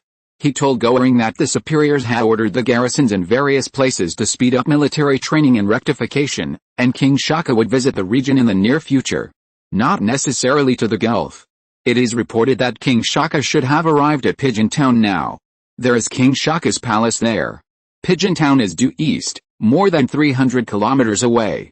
If you can get in touch with King Shaka directly, More than 400 muskets can definitely be sold at a good price. King Shaka's wealth and generosity made Binkaman talk about it with relish. Goering found Joseph, who was overjoyed when he heard that it was good news. He decided to go there in person, take little John with him, and let the child see the world. Let's talk about it after settling down, and repair it for a few days. Binkaman was surprised to see black soldiers in the French army. The black soldiers' uniforms are distinctive, and there is a difference in the hat decoration. The tailor invented a hat made of black linen, similar to the current beret. Some of his men and the other side's black soldiers can communicate in the local dialect. The men said that the black compatriots of the French, like the white people, receive the same treatment, and have a fixed salary of £4 per month. Combat rewards are calculated separately. The key point is that there is no racial discrimination on the Golden Parrot. Even the black servants and maids on the ship walked with their heads held high. This is evident. This made Binkaman and his group very envious. They had a doubled impression of Joseph's team. He sincerely invited the highest officer to live in the fortress castle, and Goering agreed first. There is a freshwater pond behind the castle with a nice view. Joseph asked Goering to lead the ladies to the castle first. Nearly 300 French soldiers, led by Joseph, Miller and Demarque, collected taxes from each ship. Almost all of these ship owners gathered in the hotel bar. Just take them all down. The door opened, and the soldiers swarmed in, and the bar fell silent in an instant. The bartenders and the seductively dressed hostesses involuntarily moved to the kitchen. More than 20 musketeers came out from everywhere, all at a loss. The bar is the same as the exterior, a full wooden building with a dance floor in the center and reception areas around it. One side is a bar counter and wine cabinet. There are more than 30 round tables. The area is not small. More than 200 people have different postures, and some of them look fierce. They all took out their pistols and confronted the soldiers. They didn't expect the French to do this. It's not that they didn't expect it, but they were unwilling to admit it. It seems that the French are really taking advantage of others and collecting taxes everywhere. Someone wants to ask, who gave them the courage? French, what are you doing? A big man with a brown beard roared. Joseph, Miller and Demarque came in last. We are collecting taxes from you in the name of the French Empire. Please cooperate, Joseph said proudly. Hey, have you come to the wrong place? There are thousands of people on the ship and outside. French, are you bored? A fat and big-eared merchant laughed strangely, which immediately caused some people to laugh. Get out. French, get out, a sailor shouted. Some people cooperated, waving pistols and claiming to beat the French out. Joseph listened and didn't care at all. To be honest, Goering and Demarque were more nervous than some of the other men. Joseph said slowly and loudly, who is the captain of the Heiau? I am. In the corner, a sturdy man with scars on his face stood up. French, what do you want to do? The scarred captain and his left and right men pointed their muskets at Miller. I am Colonel Joseph. Please pay £100 of tax, Joseph said expressionlessly. Damn it, the scarred captain cursed. He didn't believe that the colonel named Joseph dared to mess around in public. He walked across the dance floor, and a dozen of his men followed behind him. He stood in front of Joseph. What if I don't pay? The scarred captain's tone was still arrogant. £200, Joseph said again. What if I don't pay? He even roared. Bang, a gunshot sounded. The scarred captain opened his mouth in disbelief. His right eye had turned into a bloody hole. Plop, the captain fell on his back. Many people didn't even see how the colonel drew his gun. Perhaps, in just 1 second, everything was over. Everyone was shocked. In a close confrontation, no one dared to fire the first shot. Once a melee broke out, the consequences would be serious. But this colonel dared to do so. Such a person is either a fool or crazy. The surroundings fell into silence again. A dozen men were scared to death. They didn't even have the courage to fight. One of them had a weak hand and his pistol fell to the ground. The others admitted their defeat and threw their pistols on the ground. Very good, Joseph was very satisfied. He pointed his ivory-handled double-barrel gun at the first person who dropped his gun. From now on, you are the captain. I give you a chance. Pick up the musket on the ground, kill those who can threaten your position, and then pay the tax. What? Was he telling the truth? The man was a little confused after hearing this. Not only him, but the audience was also confused. Bang, another gunshot rang out, and in the right corner, a man with a red turban fell down. The alert soldier shot the man with the red turban while he was aiming at the officer. People took a look and had mixed feelings. Someone recognized that the man with the red turban was Captain Howard's subordinate. Howard's immediately lowered his head helplessly. Miller next to him reminded him again, and the man finally reacted. He lowered his head and picked up the gun. A round-faced man was so scared that he urinated incontinently and knelt down with a plop. Please don't kill me, sir. Brother Lime, I won't dare to do it again. It turned out that this man was the one who could threaten the position of the new captain. The round-faced man burst into tears, and the man called Lime still put the gun to his head and pulled the trigger. A gunshot rang out, and he fell to the ground and died. Congratulations, Captain Lime. Please prepare 200 pounds, thank you, Joseph said approvingly. Next, the captains came out one by one to pay taxes. Captain Howard's paid 500 pounds. Howard's didn't care about 500 pounds at all, mainly because he was upset. He wanted to cheat someone, but he was robbed openly. How could he not be upset? It was too embarrassing.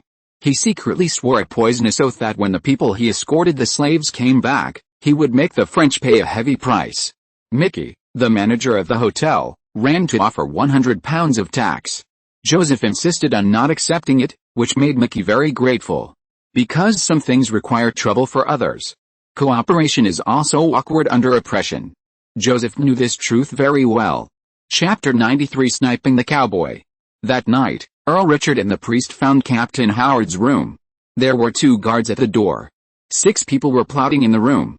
The guards refused to let him in, so Earl Richard smiled and handed the guard some money. Okay. The guard was relieved. The guard said that 2 suspicious people wanted to tell the captain a big secret. Just say that if they are not interested, they will leave immediately. A businessman said that it would be good to listen. So the Earl and the other 2 were allowed in. As soon as the Earl entered the door, several people stared at him covetously, which made people's scalps numb. A thick smoke made people cough violently. Excuse me, who is Captain Howard's? The Earl asked politely. It's me, sir. What can I do for you? Howard sat on the sofa, holding a cigar between his right index fingers. The other person's clothes and temperament can reflect a person's social status. Howard can see it clearly and can't help but respect him a little. If it were someone else, he would not be happy. My name is Richard, a British knight, and now an American. Richard introduced himself. I have a big secret, and I want to tell Captain Howard alone. Several people exchanged glances, and Howard waved his hand generously. No problem. These are all my friends, just go ahead, Earl. Hey, Earl Richard laughed, and the other party obviously didn't realize the importance of the secret. Well, I will write a sentence in Captain Howard's hand. If the captain thinks it is necessary to make it public, then I will do whatever you want. Well, Howard stretched out his hand suspiciously. Richard covered his hand with one hand and wrote with the other hand, writing a sentence on his palm. After writing, Howard's face changed color. The words written were clearly the 5 phrases Blackbeard's treasure. Of course, other people couldn't tell what was written. The priest stood there, saying nothing, still holding the Bible in his hand. Earl Richard, you should know the consequences of deceiving me, Howard said seriously. The last person who did this has already fallen into the sea to feed the fish. This is true. To be honest, Howard's is not threatening. Earl Richard smiled like this. Captain Howard's thought about it for a while and dismissed several accomplices. There were 3 people left in the room. Howard signaled that he could speak. Richard and the priest smiled at each other and sat down one after another. Earl Richard spoke about the secret of Blackbeard's treasure map, and he told it all over again. It sounded so incredible. Howard was shocked. You mean, the treasure map is in the hands of the French? Howard couldn't help asking. Yes, Richard nodded. Oh my God. The Golden Parrot not only has a wealth of 1.3 million pounds, but also has Blackbeard's treasure map? This news is too shocking. Blackbeard's treasure is said to be one of the largest pirate king's wealth in history. Once you have it, I dare not say that you are rich enough to rival a country. Many adventurers have spent their entire lives trying to get something, but they didn't expect it to be right in front of them.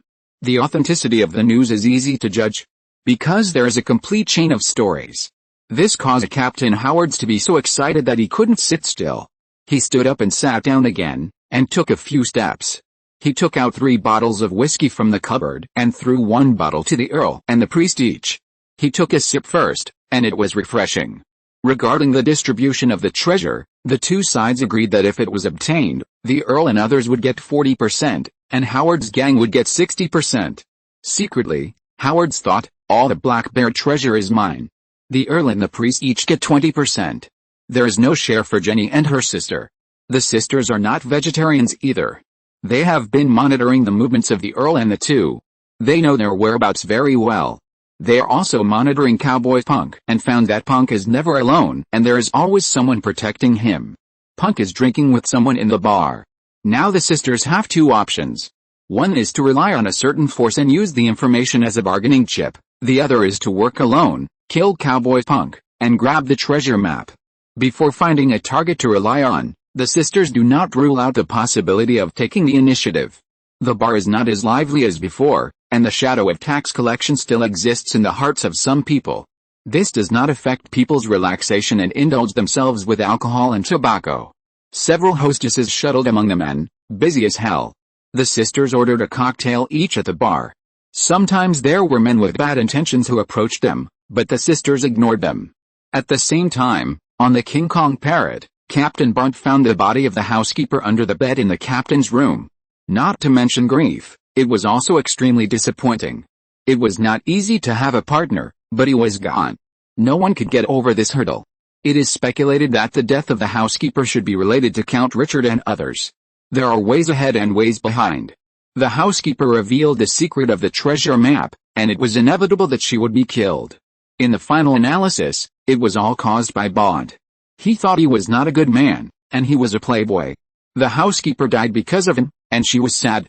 After sighing for a while, he found a few servants, carried the body to the deck, and covered it with a sheet. Tomorrow, Captain Bunt wanted to transport his lover ashore and bury her. In this way, Captain Bunt spent a night beside the body. The only one who could accompany him was Little Tom. Little Tom was not afraid of the dead. The living were far more terrifying than the dead. Here, you can see the flickering lights on the shore. Chef Jackson was not there, and the people on the ship had to eat dry bread. The black soldiers of the 3rd and 4th squads patrolled continuously. On the deck, the high vigilance that has been cultivated for a long time is a necessary quality of an army. At this moment, Jackson was preparing a feast for the Shaka fortress. Princess Eve did not leave the ship. According to the agreement, Esther would hunt her outside the Golden Parrot. Therefore, it is safer on the ship. The officers led by Joseph and the ladies attended the feast. They all brought their own cutlery. Shaka soldiers ate with their hands. The dishes cooked by Jackson and the smoked python meat were delicious. Shaka soldiers were full of praise. The python was captured by Shaka soldiers in the jungle. This process will be skipped for now. Finally got a chance.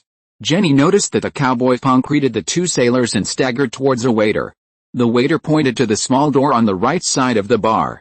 Punk walked over and went out to relieve himself. The waiter handed him an oil lamp. The two sisters nodded to each other and followed. Going out of the small door is a short corridor. It forks more than 10 meters away, and there is a stable in front of the left. The right leads to a small courtyard, which is the toilet. The weak light stopped. Before reaching the toilet, Punk was eager to urinate. Put the oil lamp on the low wall. Before he finished peeing, the drunk Punk moved his ears. In addition to the chirping of crickets, there were also very light footsteps. He was startled and sobered up a little. People with guilty consciences are always very suspicious. Who is it? Puck said subconsciously. When he looked back, under the moonlight, two strange shadows suddenly stopped a few steps behind him. What are you doing? Puck said in surprise, and hurriedly pulled up his pants. I'll send you to see God, said one of the young women. Jenny, Punk heard it immediately. While tying his belt, he moved towards the toilet. The other figure also looked like a woman. It should be Leia. Kill him, Jenny said. The sisters no longer hesitated, and a sharp knife appeared in each of their hands, and they rushed to the left and right. Wait for me to put on my pants. Puck became even more flustered. If he died like this, wouldn't it be very unfair? Why wait for someone to put on their pants? Does he think that's possible? Chapter 94 Alan appears. When it was still dark, my vision began to be affected. A dark cloud descended from the sky over the jungle deep in the land. Where is it? Someone said. Master. I'm not sure where it is. But there seems to be a light ahead, a hoarse voice answered. Where there's light, there must be people. Let's grab something to eat first, said a third voice. Well, come down here, the one called the master gave orders. Yes, master, said the hoarse voice. There was an open space in the jungle, and the smell of blood was everywhere. The smell of blood had a natural attraction to the hoarse voice. Suddenly, there were 7 more people in the open space. The 7 people walked to one side. A short man stretched out his hand, and a huge blanket rose from the ground and instantly became smaller. Rolled into a roll as big as parchment. Magic carpet. You guessed it, it was a magic carpet. An item that did not belong to this world. The faces of the 7 people could be roughly seen. The 7 people were led by Dr. Allen, the clown, the manager, the devil Stephen and 3 bodyguards. Stephen. Let's go, said the gentleman with glasses. Wait a moment, Dr. Allen, said the man named Stephen, walking more than 10 meters away. Needless to say, the 7 people were Dr. Allen's group. Why did they appear here? It was not a coincidence, there was a destiny in the dark. Dr. Allen and others decided to take revenge on Joseph at all costs. Revenge on the person who made them bankrupt. On that day, Dr. Allen and others returned to the circus station. They were immediately controlled by the remaining British troops. Not only did they arrest the circus people, but they also detained the circus's ship. The incident started because Joseph bought a devil Tom, and then the circus bribed the British Army to arrest Joseph and others and put them in jail, which eventually led to the fall of the entire British war zone. Dr. Allen believed that this ending would eventually have to be borne by Joseph of the Golden Parrot. Later, they fled from St. Helena and boarded the west coast of Africa by boat. Using Stephen's magic carpet to cross the South African continent and fly in the sky was for this day. The sailing route of the Golden Parrot had been investigated before. There were several planned destinations. One of them was the Gulf of Natal. Coincidentally, Dr. Allen's cousin Duma was the owner of the Seaside Hotel. He had certain power and foundation in the Gulf. And he was secretly colluding with the pirates. They planned to ask Duma for help to deal with Joseph and others. Hatred blinded their eyes and made people unable to see the future and direction. Seeing Stephen walking in one direction, several people followed him and couldn't help but take a breath. In the sunken place of the grass, there was a snake head of a giant python, which had been cut off. It was the size of a bull's head. There were bloodstains around it, and there were signs of tumbling. There were multiple wounds on the head of the python, some of which were caused by muskets and javelins. Judging from the degree of blood coagulation, the giant python died no more than a day ago. According to the head of the giant python, it was nearly 20 meters long. It was the one captured by Shaka's soldiers. Fresh python meat was cut into slices, marinated with salt and seasonings, and grilled on an iron plate. It was definitely a rare delicacy. Joseph tasted a few pieces and praised it highly. Here, the devil Stephen showed his ferocious fangs, and hunger made him eat the python head in big mouthfuls. The other 6 people could hear the crackling sound of biting bones. After more than 10 minutes, the python head became a broken skull. Stephen burped and patted his belly with satisfaction. Next, the 7 people headed for the place with lights. It was getting darker and the moon rose. More places were lit up. Standing on a high place, you can see the coastline, as well as some houses and ships. First find someone and ask clearly where it is. Eat something to fill your stomach. More than 2 hours later, the 7 people followed the mountain road to a low wall. Without looking out, under the moonlight, you can vaguely see an amazing scene. 2 girls desperately snipe a middle-aged man. The man ran around with his pants up. It is worth mentioning that the 2 girls were agile and swift, and they stabbed the man's vital points with their knives. The man dodged many times, holding up his pants with one hand and blocking with the other. It seems that he has been through many battles and has some experience. Jenny cut a cowboy's face with a knife, and the cowboy barely dodged it, only feeling a chill on his left cheek. Another knife came and stabbed the cowboy's lower abdomen. There happened to be a pottery jar with a wooden cover behind him. The cowboy used the wooden cover as a shield, and the sharp knife stabbed into the lower abdomen, piercing the wooden cover. "Hurry up and take out the treasure map, otherwise I will kill you," the elder sister spoke, because she suddenly felt that the other party was too cunning and not easy to kill. If the other party could not be killed in a short time, the treasure map could not be snatched. The sisters were in danger of being exposed. The French behind the cowboy was not someone who could be easily defeated. The treasure map has been hidden for a long time, "And you can't get it even if you kill me," the cowboy replied. The punk cowboy used the terrain and successfully avoided multiple pursuits in the moonlight. The upper body was stabbed at least a dozen times. Although it was not fatal, it was also bloody and torn. Treasure map. The 7 people heard it. Why did they do this without any deep hatred? If it was because of the treasure map, the 2 girls teamed up to snipe the middle-aged uncle, it would be understandable. Sister Leia's knife missed again, and a spark was drawn on the low wall. Instantly illuminating the palm-sized area, there were several strange strangers standing behind the low wall. At the same time, the sound of fighting also attracted people in the hotel. A dozen sailors on the Golden Parrot rushed over at the first time. "Stephen, take that man away," Dr. Allen said. "Yes, master," said the devil Stephen. The 2 sisters and cowboy punk discovered the stranger one after another, and they were all very surprised. They stopped their actions temporarily. A short figure quickly jumped onto the top of the wall and fell lightly. Under the moonlight, the dwarf was a devil with a green face and fangs. He reached out and grabbed Punk easily, and then jumped back outside the low wall. The sisters looked at each other and ran towards the toilet without hesitation. A few seconds later, a group of sailors arrived at the scene. The oil lamp on the low wall was not extinguished. There were traces of tearing everywhere. There was no sound around. "Damn it!" the first mate cursed. How could he explain this to the highest commander? They vaguely saw several figures swing, but when they got close, they were all gone. Cowboy Punk must have been captured. People who were watching the excitement arrived one after another, including Captain Howard's men. Someone immediately used the light of the oil lamp to see someone trampling in the wild grass outside the low wall. Then someone lit a torch. "Chase," the first mate said hatefully. A dozen people climbed over the wall, illuminated with torches, and tracked by footprints and depressions in the grass.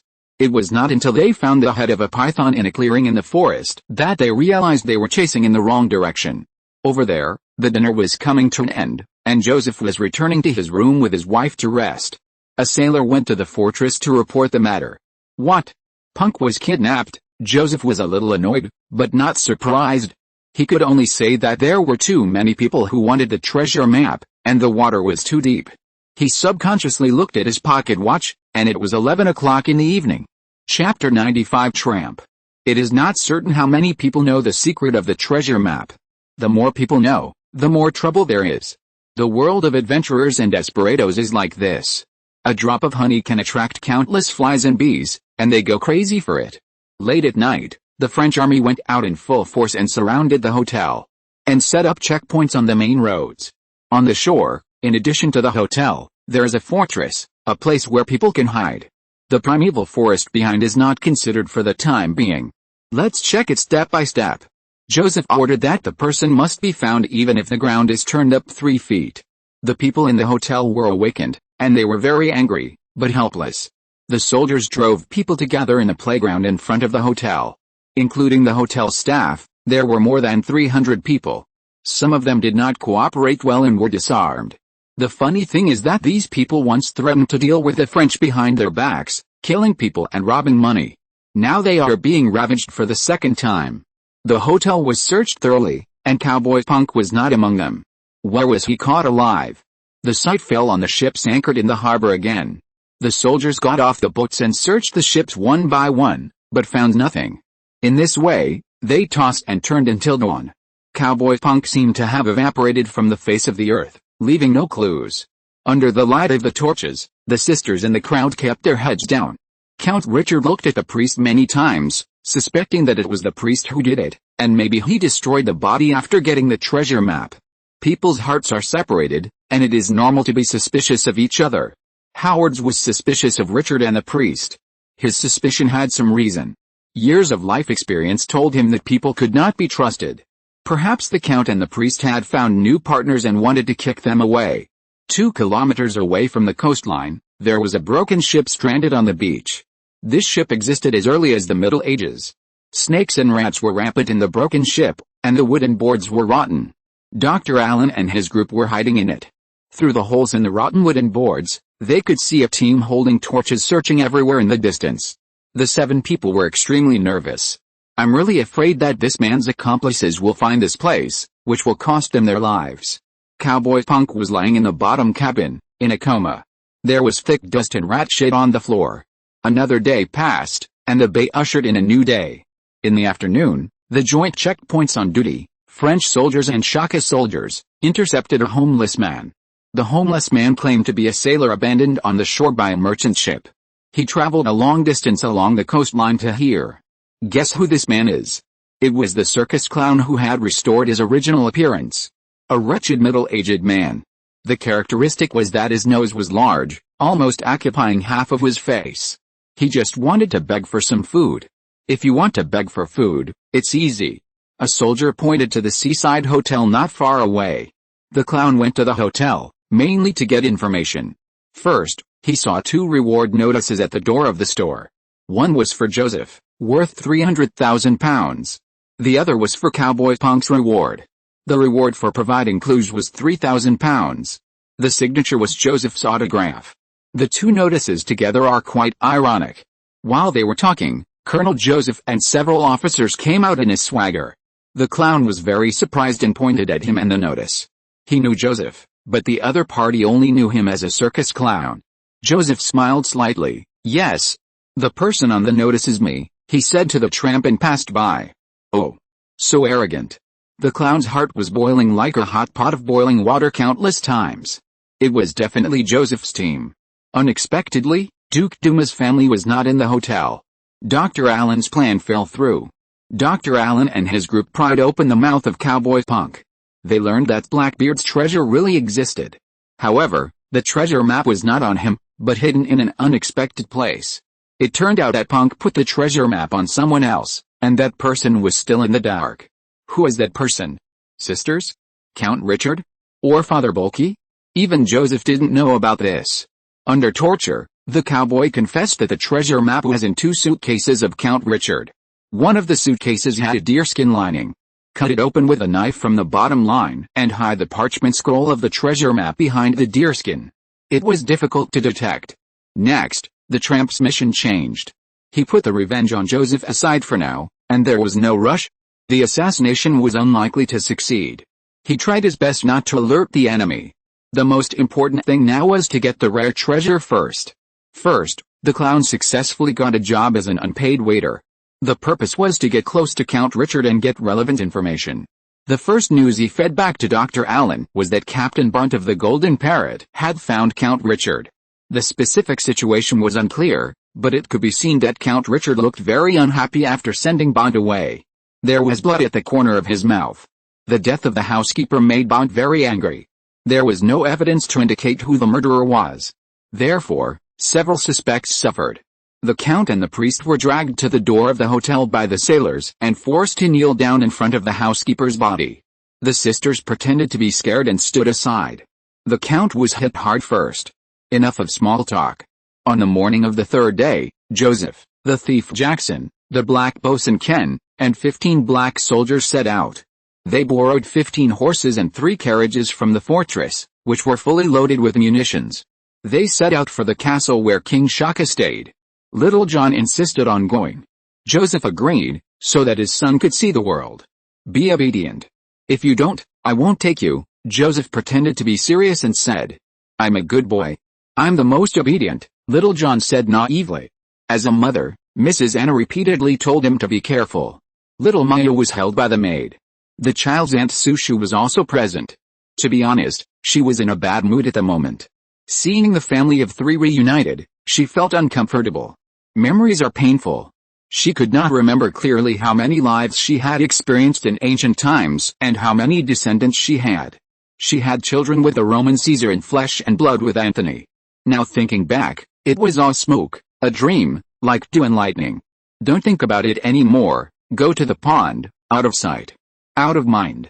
The carriage went up the mountain road, led by the Shaka guide. It was nearly 300 kilometers away, and they galloped, planning to arrive in a day. The mountain road was difficult to walk, and they were prepared to camp halfway. The speed of the carriage could not be faster, but Joseph still felt it was slow. In the Gulf, the officers headed by Goering and Miller completed the fortress deployment mission. Joseph only left a sentence, just protect yourself, as long as you are alive and live well, everything else can be ignored. What treasure map? Go to hell. Joseph is open-minded. He can't help but be open-minded. The situation is quite serious. The treasure map plus the wealth and reward amount on the golden parrot. It is easy to become a target of public criticism. The slave ships and merchant ships in the port surrendered on the surface. Once united, they could form a force of nearly 2,000 people. Once 2,000 people fight against a few hundred people, the consequences are hard to predict. We have to be on guard. The so-called deployment is the preparation before the war. At night, all the cavalry guns were hidden in the Shaka fortress. The Golden Parrot also made corresponding deployments. When the war started, it could achieve head-to-tail response. If you're listening to this novel on a channel other than Fanfic World, it means they downloaded and uploaded it without effort. We cordially invite you to visit our channel, Mundo Fanfic Novelis. There you'll find the original version of this story and you can explore many other novels of various genres. We're waiting for you to immerse yourself in a world of incredible novels. Chapter 96 King Shaka. As they set out, Captain Howard's got the news and immediately came up with a bold idea, to snipe Joseph. Joseph's head was worth £300,000. They joined forces with some other forces and decided to set up an ambush on the road that the convoy had to pass. Nearly 100 fully armed bandits, led by the second-in-command Mark, entered the jungle. The weather was not good, and it suddenly started to rain. It kept raining. In order to reach the castle before sunset, Joseph and his group also fought hard, otherwise it would be meaningless to stay in the wilderness at night, attacked by venomous snakes and beasts, and bitten by mosquitoes. 2 hours later, when Mark and others arrived at a pass, they just saw the back of the last rider on the road ahead disappear. The drizzle rustled around and kept hitting the leaves. It played a wonderful note. After all, it was a step late. Mark was very angry. Hundreds of people were exhausted and ran in vain. The mountains were undulating, and the convoy left the peaks behind. At noon, the convoy encountered a team of black slaves being escorted. More than 200 musketeers were escorting at least 500 black slaves. The rain had been falling, and the clothes were already soaked. Joseph took off his coat and put it on Little John to keep out the rain. The two groups looked at each other, and then went their separate ways. The black slaves were connected by a long rope like grasshoppers. Among them was a black woman holding a child. The child was crying, and the others were silent. Joseph found that there were also Shaka soldiers among the musketeers. He asked the Shaka guide, and the guide told him that it was the team of the big slave owner Howard's. Joseph's face sank when he heard it. He knew that Howard's was the largest force stationed in the seaside hotel. More than 200 musketeers, once they arrived at the bay, would be a threat to the French team. If you think in their shoes, you can predict the consequences. Mr. Jackson, can I ask you a question? Joseph asked. Well, you say, Jackson responded. If Howard's troops are all here, what would you do if it were you? Joseph said again. He, the thief Jackson laughed. If I were Howard's, I would choose to fight once everyone is gathered. Hand-to-hand combat is best on rainy days. Guns and cannons are useless. It's a matter of numbers. Joseph nodded, expressing deep concern. Fortunately, they had done the relevant defense work one step ahead. Wait until the transaction with King Shaka is over, then we will go back. I hope that brothers can hold on, Joseph said. The two horses walked side by side, and the two chattered. The black soldiers followed listlessly behind. If I were Howard's, I would definitely set an ambush on our way back, Jackson said. Joseph nodded after listening, agreeing with him.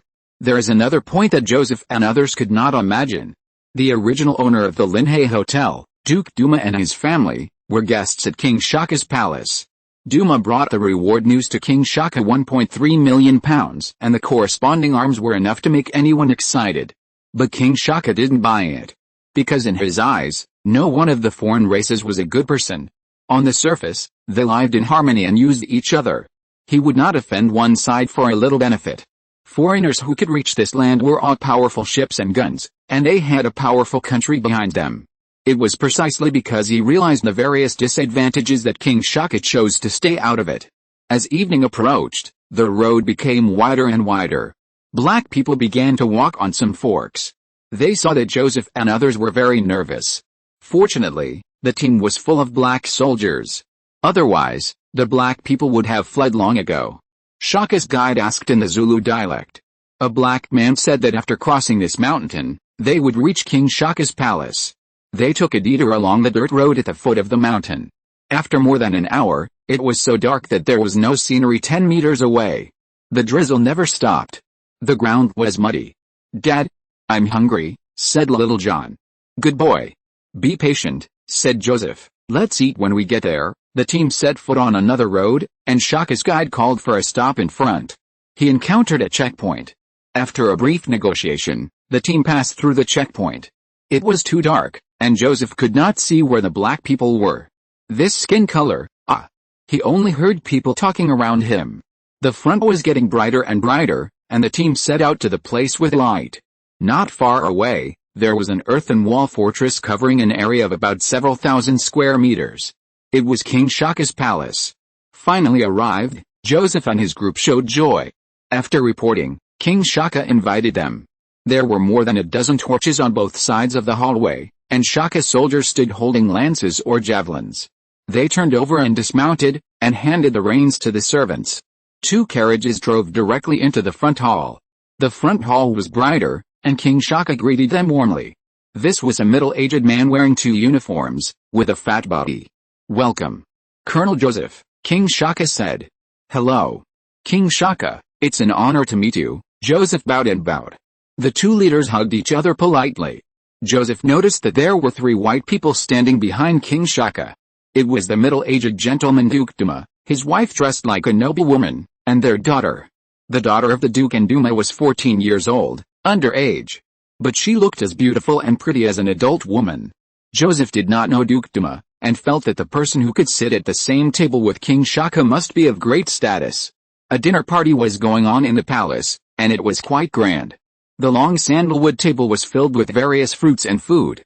Some of the tableware looked simple, but was actually made of gold. Among the diners was a princess of King Shaka. The princess, who wore a golden crown, had a lighter complexion. There were also 3 ministers, generals, and the Duke Duma family. Joseph and others were invited to attend the dinner party. He was arranged to sit at the 3rd position on the right-hand side of King Shaka, with a minister in between. Jackson, Little John, and Ken, the bosun, took their seats one by one. The others were taken to the kitchen to eat. "I heard that Colonel Joseph brought guns from my king, so it's a good opportunity to see them," a minister said to King Shaka in Zulu. King Shaka nodded. Later, each Shaka soldier held a few flintlock rifles and placed them on the ground in front. "Are these guns and ammunition gifts for King Shaka?" Duke Duma asked. Joseph's face changed when he heard it, but he didn't get angry and could only climb up. He originally wanted to make a little money through trade, but Duma maliciously said it was a donation. Joseph was of course unhappy. "Yes, these arms are gifts to King Shaka, for the king to build an army to resist the invaders," Joseph said. King Shaka understood, was overjoyed, showed his white teeth, and smiled heartily. Then, "I will thank Colonel Joseph and the French government for their deep friendship," King Shaka said. As the soldiers continued to enter, more than 500 long and short guns and ammunition were placed in a pile. Some of them were seized from the seaside hotel and were brought together. The Shaka people were equipped with these advanced weapons, and their combat effectiveness could be greatly improved. There were quite a few, and King Shaka was very satisfied. "Colonel Joseph, I heard that your country has gone to war with the British Empire, in order to fight for Egypt," Duke Duma said. Before he finished speaking, Joseph swallowed a barbecue in his mouth and interrupted, "Excuse me, what is this gentleman's name?" Duke Duma, the little daughter beside him said, "My father is the founder of the Seaside Hotel." The little daughter Becca introduced, "This is my mother, an Englishman. Nice to meet you." "My beautiful lady," Joseph nodded to the Duchess. The other party returned the greeting. Joseph suddenly realized that Duma knew him. No wonder he spoke strangely. Duma rushed towards this girl with a cold face, as if he was scolding her for talking too much. The bold Becca waved her hands and made a disdainful gesture. Girls in the rebellious period are like this. She saw Joseph take off his hat before going to the table and was very interested in his long braids of the Qing dynasty. She couldn't help but look at him a few more times. "Colonel Joseph. It's very rude to interrupt others," Duma said. "Oh. I'm sorry," Joseph said. "What did Mr. Duma say just now?" Duke Duma repeated it again. France was defeated, and Joseph directly admitted this fact. No extra words were said. Next, at the suggestion of the black general, they toasted each other. King Shaka ordered the minister and Joseph to change seats so that the two could talk more conveniently. Some topics were inevitably brought up. Joseph did not hide anything and told King Shaka about some battles he had experienced after leaving the Mediterranean. As he listened, King Shaka could not help but respect Joseph and his men. The Golden Parrot collected taxes from every passing ship and every colony of another country. What kind of commander is it? What kind of army can be so powerful? From the news revealed by Duke Duma to King Shaka believed that this was true. Otherwise, which forces gunboats could grab a lot of wealth in a short period of time? The above experience shocked Duke Duma. Not only was he shocked, but everyone present who could understand English was also shocked. The little girl Becca stared at Joseph in a trance, because it was the first time she had seen a so-called hero, and she was so adoring of him. At this time, little John was full and ran to his father's arms. King Shaka wanted to make friends with Joseph. To put it bluntly, he wanted something from him. "Is Colonel Joseph your child?" King Shaka said with a smile. "Yes," Joseph nodded, and then said to his son, "Li Fu, say hello to Uncle King Shaka." Little John was very sensible. He fluttered for a moment and got off Joseph's knee. He kowtowed to King Shaka like a black slave. Ha ha ha! King Shaka was very happy, so he turned around and said something to the princess. The princess turned around and left, and came back a while later to hand over a small cloth bag. The small black cloth bag was a gift for the child. Joseph took it and felt that it was not very heavy. This little bit of gold beans was only worth the price of 10 flintlock rifles at most. Today I lost money, he thought. When he rested at night, he took out the cloth bag again and fell on the bed. In an instant, the sparkling diamonds almost blinded his eyes. There were several red diamonds among them. There were more than 200 of them in total. It would be a lie to say that I wasn't excited. Any one of them was enough to buy an ordinary house in Paris. 3 of them could buy a luxury apartment in the city center. It was definitely an astonishing fortune. Before leaving, King Shaka made a request, hoping that Joseph could send someone to stay and teach them modern methods of strengthening the army. Joseph agreed and left 2 black soldiers behind. Chapter 97 Hand-to-hand combat. Another day, the rain had just stopped. Everything was wet. King Shaka tried to persuade Joseph and his companions to stay, but they had no choice but to stay for another day. 2 soldiers were appointed as leaders by King Shaka to teach Shaka's soldiers modern military training and the use of firearms. In a short time together, Joseph and King Shaka established a deep friendship. After the farewell banquet the night before, King Shaka took off the largest gold collar on his neck and put it on Joseph. There were also 2 smaller gold collars. King Shaka wore gold armlets and 3-finger-wide gold foil bracelets on each wrist, gold rings on all 10 fingers, and gold earrings on both ears. This outfit was enough to show the king's wealth.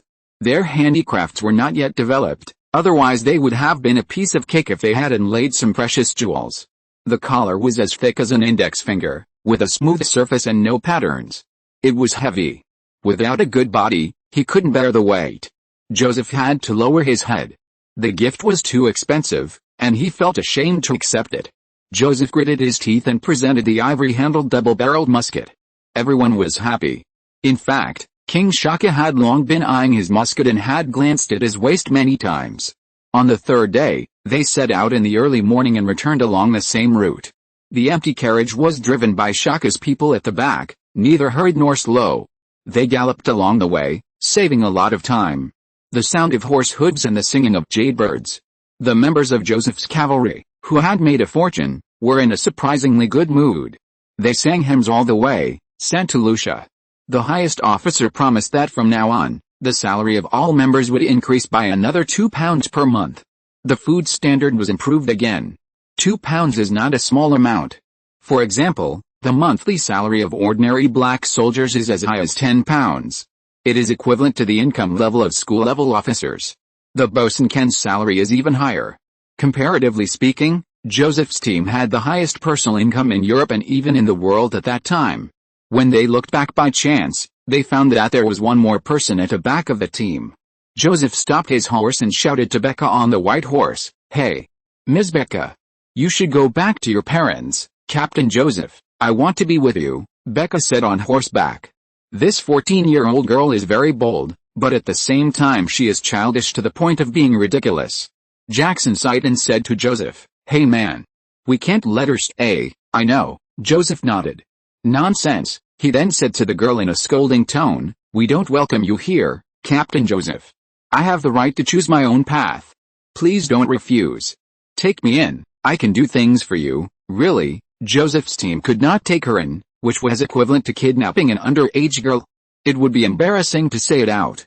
If the other party's parents came to ask for her, it would be very embarrassing. Becca begged again and again, but Joseph still disagreed. There's really nothing we can do about her, Joseph said to Jackson. The little girl likes you, Jackson teased. Nonsense, Joseph replied. He told Becca clearly that if she insisted on following him, the French team would not be responsible for any accidents that happened later. He said this in order to make Becca give up. The horse team continued to run, and Becca still followed. A few hours later, Joseph looked back again and found that she was still there. At this time, Joseph's head suddenly became bigger. This girl is stubborn enough. How can he explain this to her parents, the Duke and Duma? If King Shaka knew about this, wouldn't it tarnish Joseph's perfect image? Although he didn't like the Duke of Duma and doubted his character. Speaking of the matter, it was not in line with Joseph's original intention that his character was now suspected. In this way, when they approached the bay, it was still early. The pocket watch time was a little after 3 o'clock in the afternoon. Suddenly, a group of birds were startled and flew into the air in the woods ahead. There must be an ambush. The group stopped their horses. Joseph and Jackson smiled at each other and each drew their swords. The soldiers behind were ready for battle. Let Little John hold Joseph's belt tightly. Tell him not to let go no matter what. No. There is another burden behind. This burden may hinder the team. The girl on the horse has golden curly hair like a waterfall, tied with a bow. She has big eyes and her eyelashes flutter. Her pink face is still childish. It must be said that she inherited all the advantages of her parents. Her father is a handsome man, and her mother is not good-looking, but she has a good figure. The pink dress she wears is very inconvenient to travel.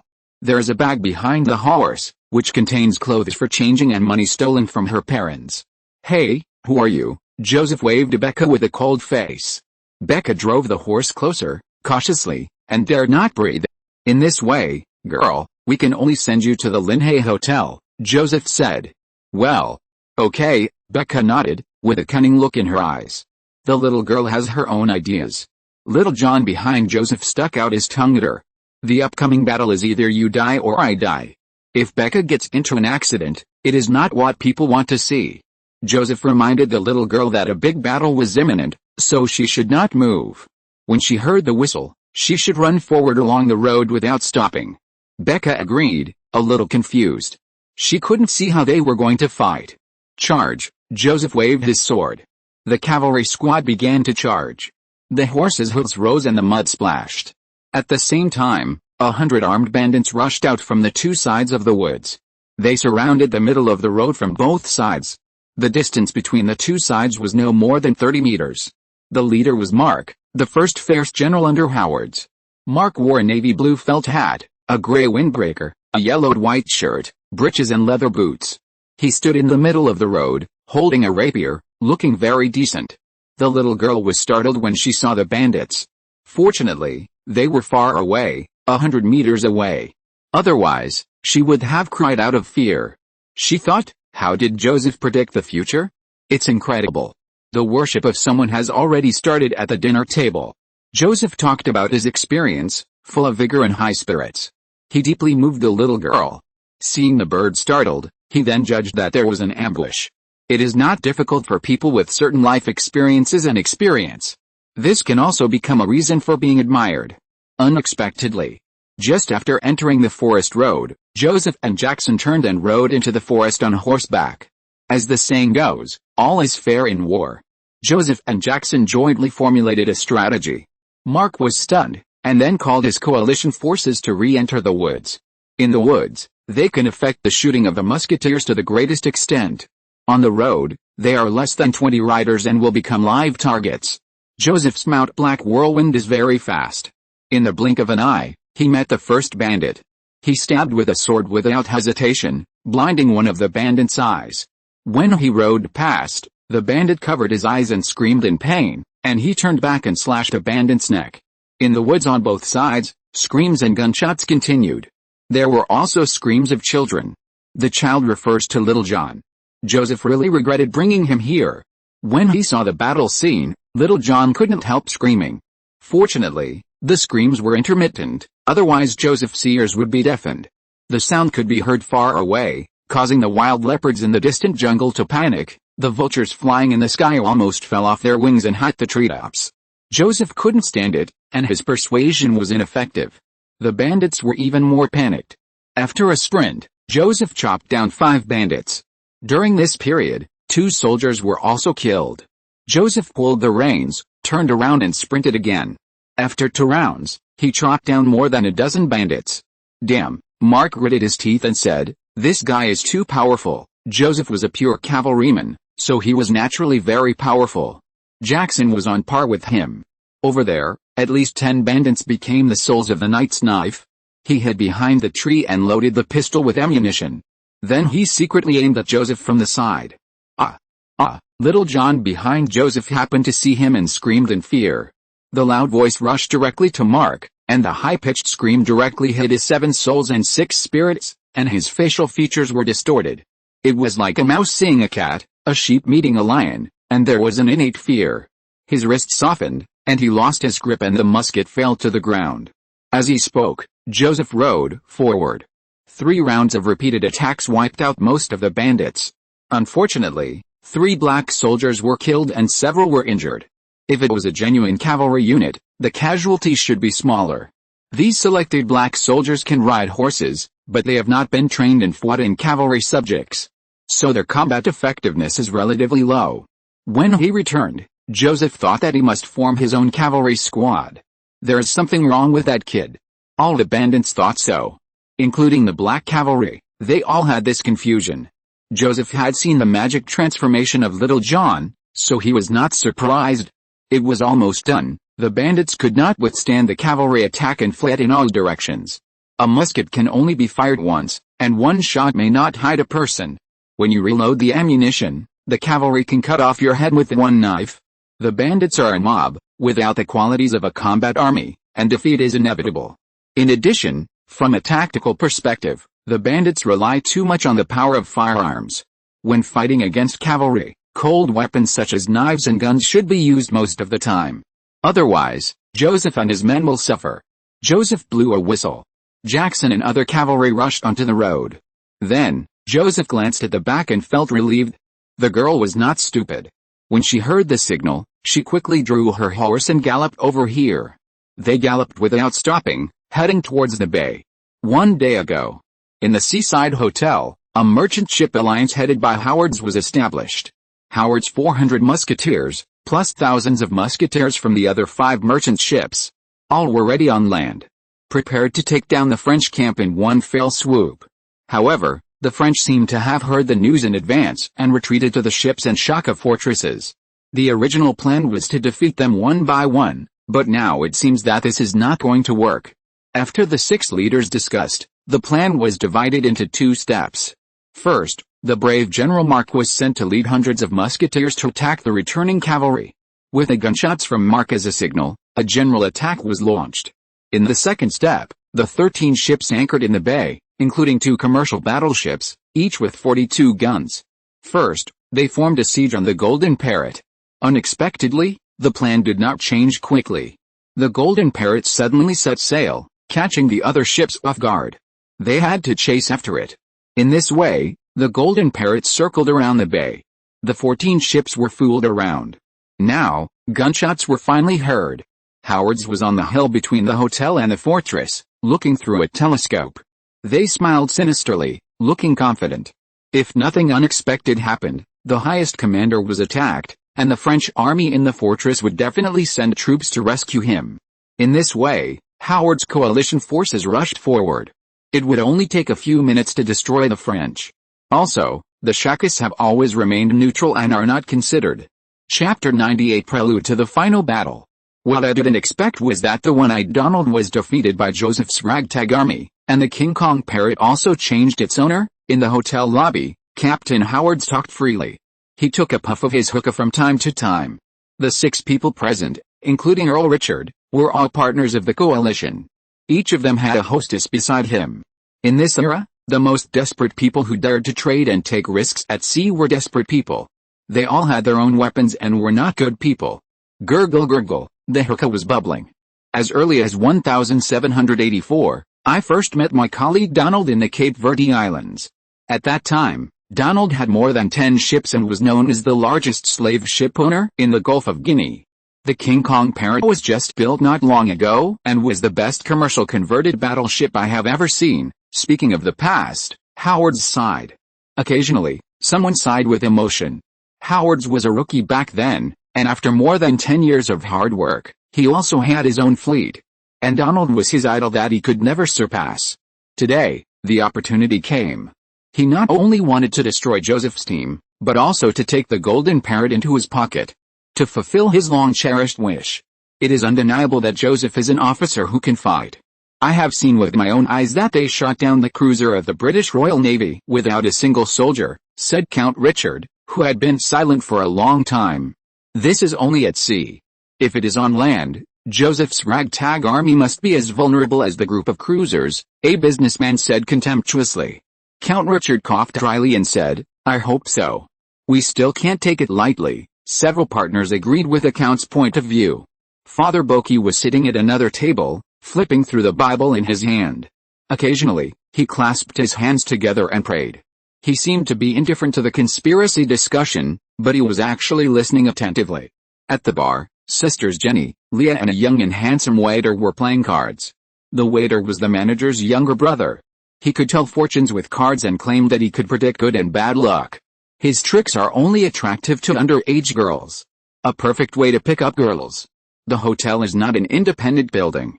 In addition to the stables, woodshed, and public toilets, there is also a row of wooden houses. The wooden house is the residence of Margaret, a young family governess. Behind the wooden house is the land. The rape flowers are blooming, and the cabbage is also blooming its leaves. Less than 50 meters away from the hotel, there is a garden in the middle. Various flowers and plants are planted in the garden, with clusters of wild roses and patches of mint. She not only taught the Duke's daughter Becca knowledge and culture, but also studied gardening. The layout of the garden is also very delicate. There is a circle of trees around. The gardener Mudd is a nagging old man who often talks to himself. Since Margaret came, he has to listen to the former's orders. Old Mudd is old and can't walk very well. He trembled through the garden and called Margaret out. Is the Duke's family back? If so, please ask Becca to come over. I want to check her homework, Margaret said at the window. She was dressed like an ordinary English woman, wearing a long skirt with a waist. No. Miss Margaret. There's going to be a war ahead. I advise you to be careful, Mudd said. He was carrying a bird's nest. It was said that old Mudd had saved the Duke's life in his early years. In return, the Duke allowed him to live here in his old age. Oh. Thank you for your reminder, Margaret responded, looking very disappointed. She thought that fighting was common in the hotel ahead. There was no need to make a fuss. Anyway, there was nothing to do. Margaret thought about it and went to the front to see the excitement. She approached the back row of guest rooms in the hotel and saw two people wandering around stealthily. One was looking out, and the other, a short man in a red cloak, jumped in from the window. She knew the lookout, and it was the homeless man she had taken in recently. It seemed that the homeless man had colluded with outsiders to steal the guests' belongings. She hid behind the banyan tree and watched everything that happened. The two thieves did not notice someone peeping. After a while, the man in the cape handed out 2 suitcases from the window. Zebra. Are these the 2 suitcases? Asked the short man wearing a ghost mask. Zebra is the nickname of the circus clown, that is, the tramp. I think so, Zebra said. Stephen, let's go. With that, he exchanged glances and the two of them went into the garden. They went straight to the banyan tree. It was very secluded here and not easy to be discovered. Margaret behind the banyan tree was extremely nervous. She even had a bold idea to catch the 2 thieves red-handed. She felt that she had the responsibility and obligation to do what she thought was right. Zebra and Stephen opened one of the suitcases. First, they saw a dark iron hook with a wooden handle. The hook tip was very sharp and polished. This was the famous weapon of the Iron Hook Gang.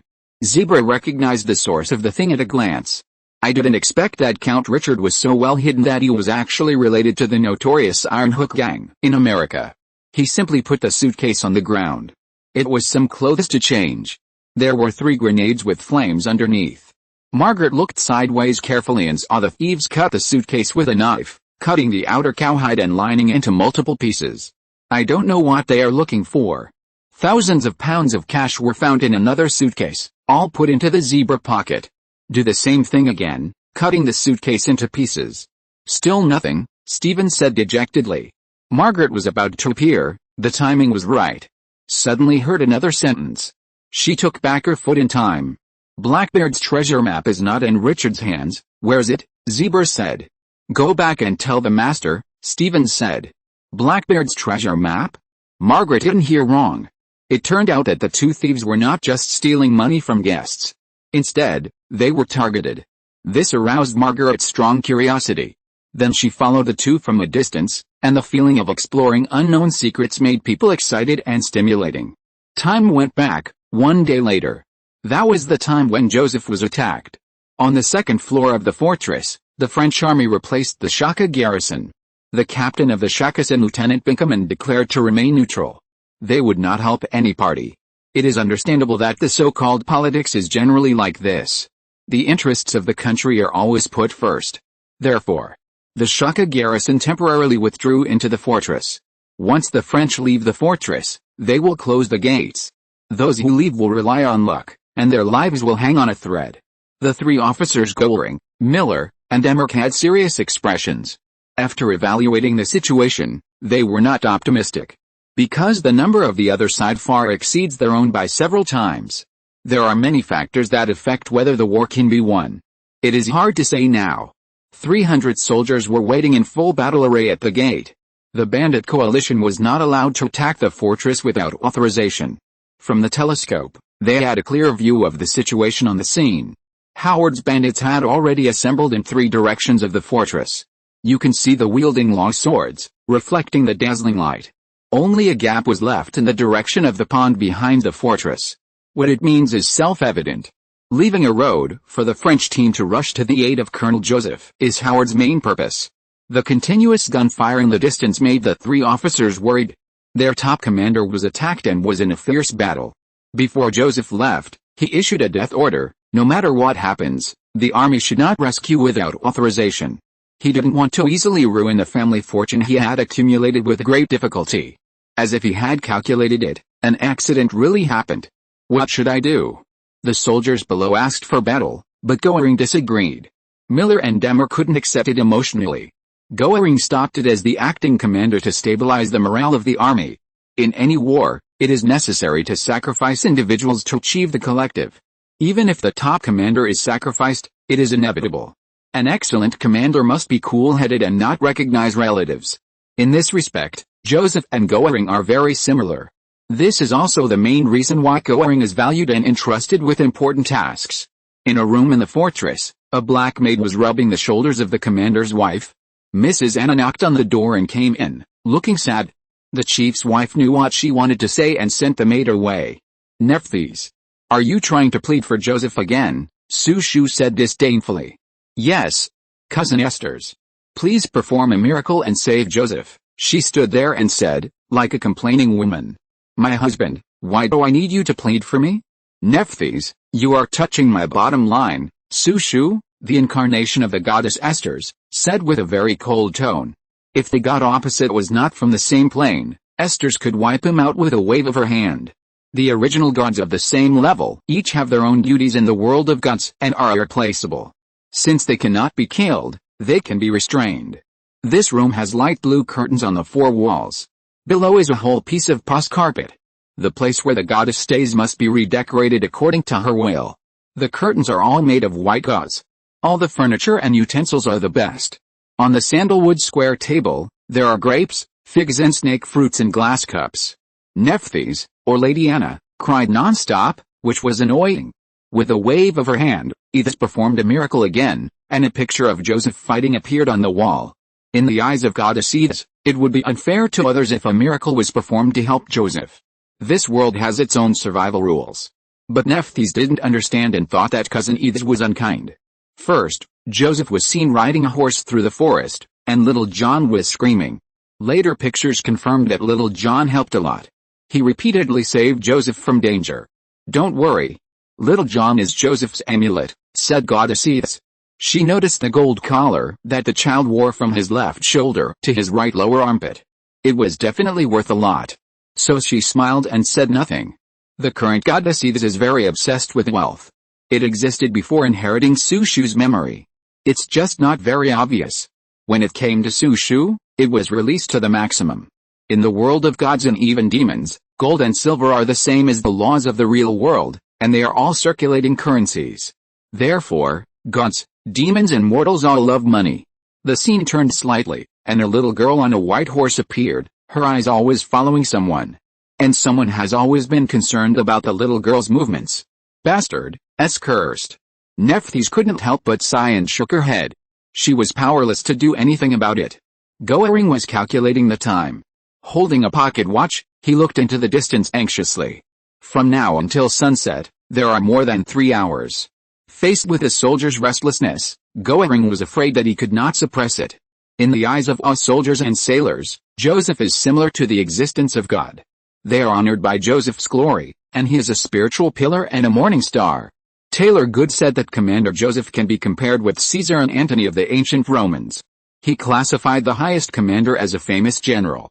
Therefore, the safety of the highest commander indirectly determines the future of this team.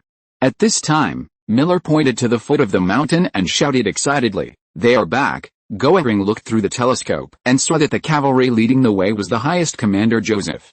The officers and soldiers cheered and were deeply encouraged. Chapter 99, Gulf Decisive Battle, I. Sure enough, hundreds of bandits on the left and right wings of Howard's camp rushed to the forest at the foot of the mountain. Shouts were heard everywhere. Lieutenant Goering smiled slightly and raised his command knife. The gate of the fortress was wide open, and Howard fired a warning shot. Most of the bandits charged the fortress at the same time. 2,000 people attacked 300 French soldiers, and the decisive battle began. Less than 100 meters away, someone suddenly shouted no. Cavalry artillery. Howard hurriedly looked through the telescope and his heart sank. He immediately felt fooled. It turned out that the French had a trump card in hand. Although the number was small, they were well equipped. Judging from the changes in the queue and the speed of reaction, this was a regular army with considerable strength. Howard's and other partners had calculated until now, and it was obvious that they were one step behind.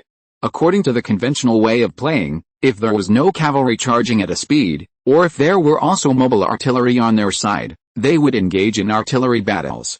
There could only be one result, that is, to be beaten and never get close to the opponent's line. The charge had already begun, and Howard and his men were in a dilemma.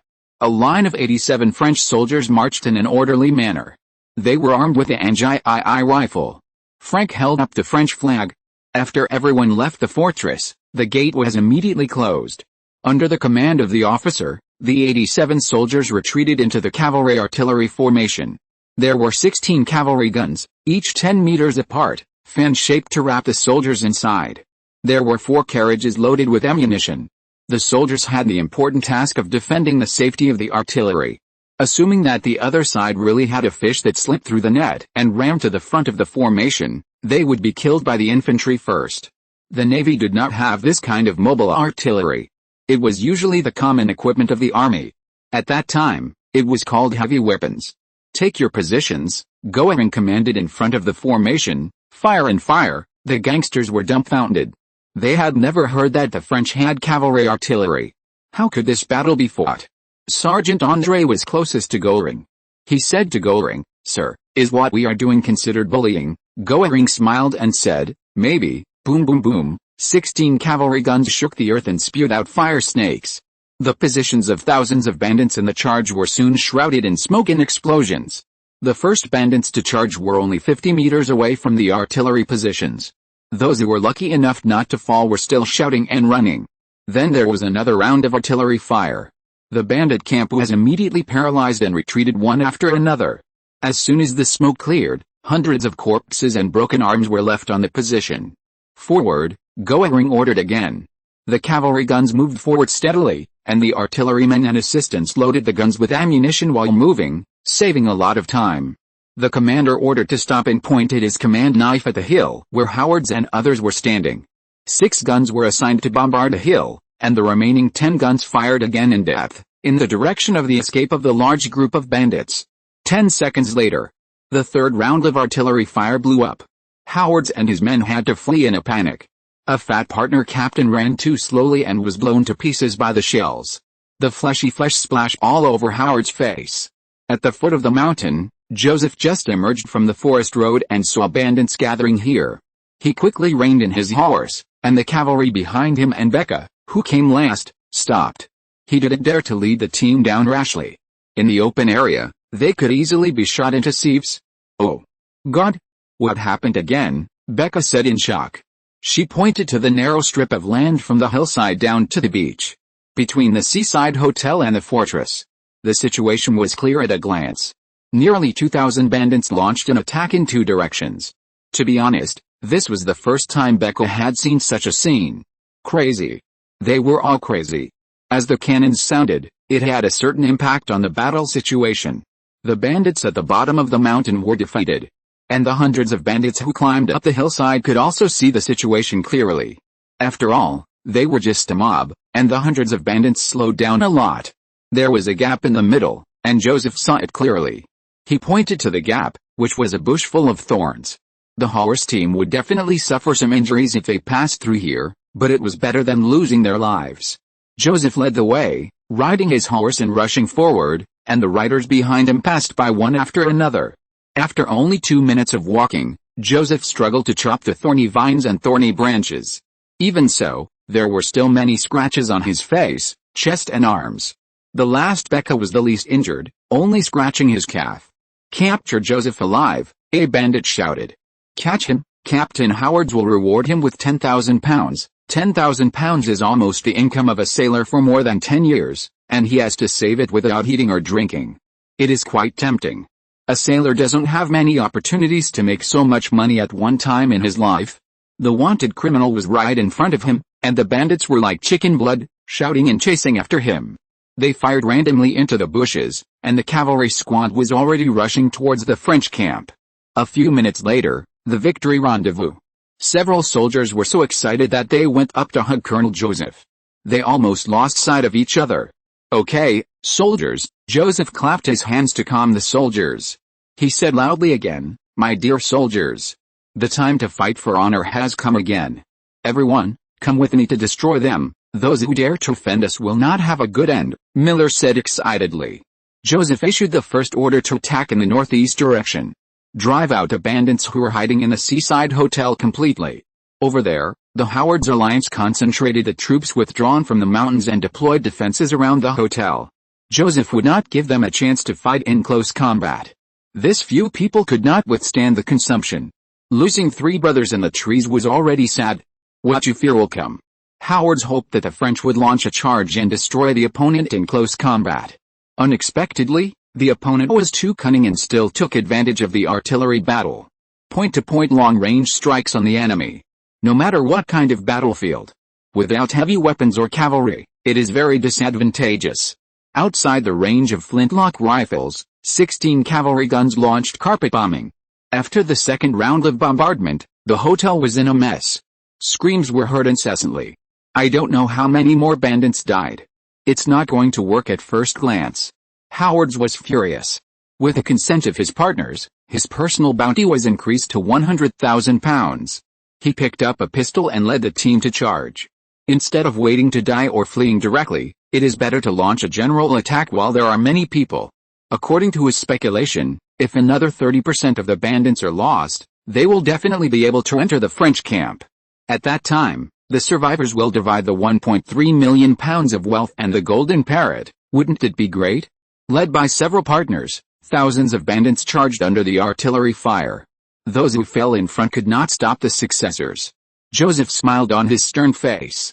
Little John rode on his shoulders, clenched his fists with both hands, and was very nervous. The nervousness of the young girl Becca was different from that of Little John. She couldn't help but hold Joseph's arm tightly. She was looking for support. Joseph didn't move, and he could understand the other's feelings. But she couldn't understand, since when did death become so easy? People's lives, raised by their parents, are just for this moment of sudden death? The person in front fell, and the person behind charged forward without fear, seemingly brave, but actually stupid. People die for money, birds die for food. This is exactly what the Chinese old saying says.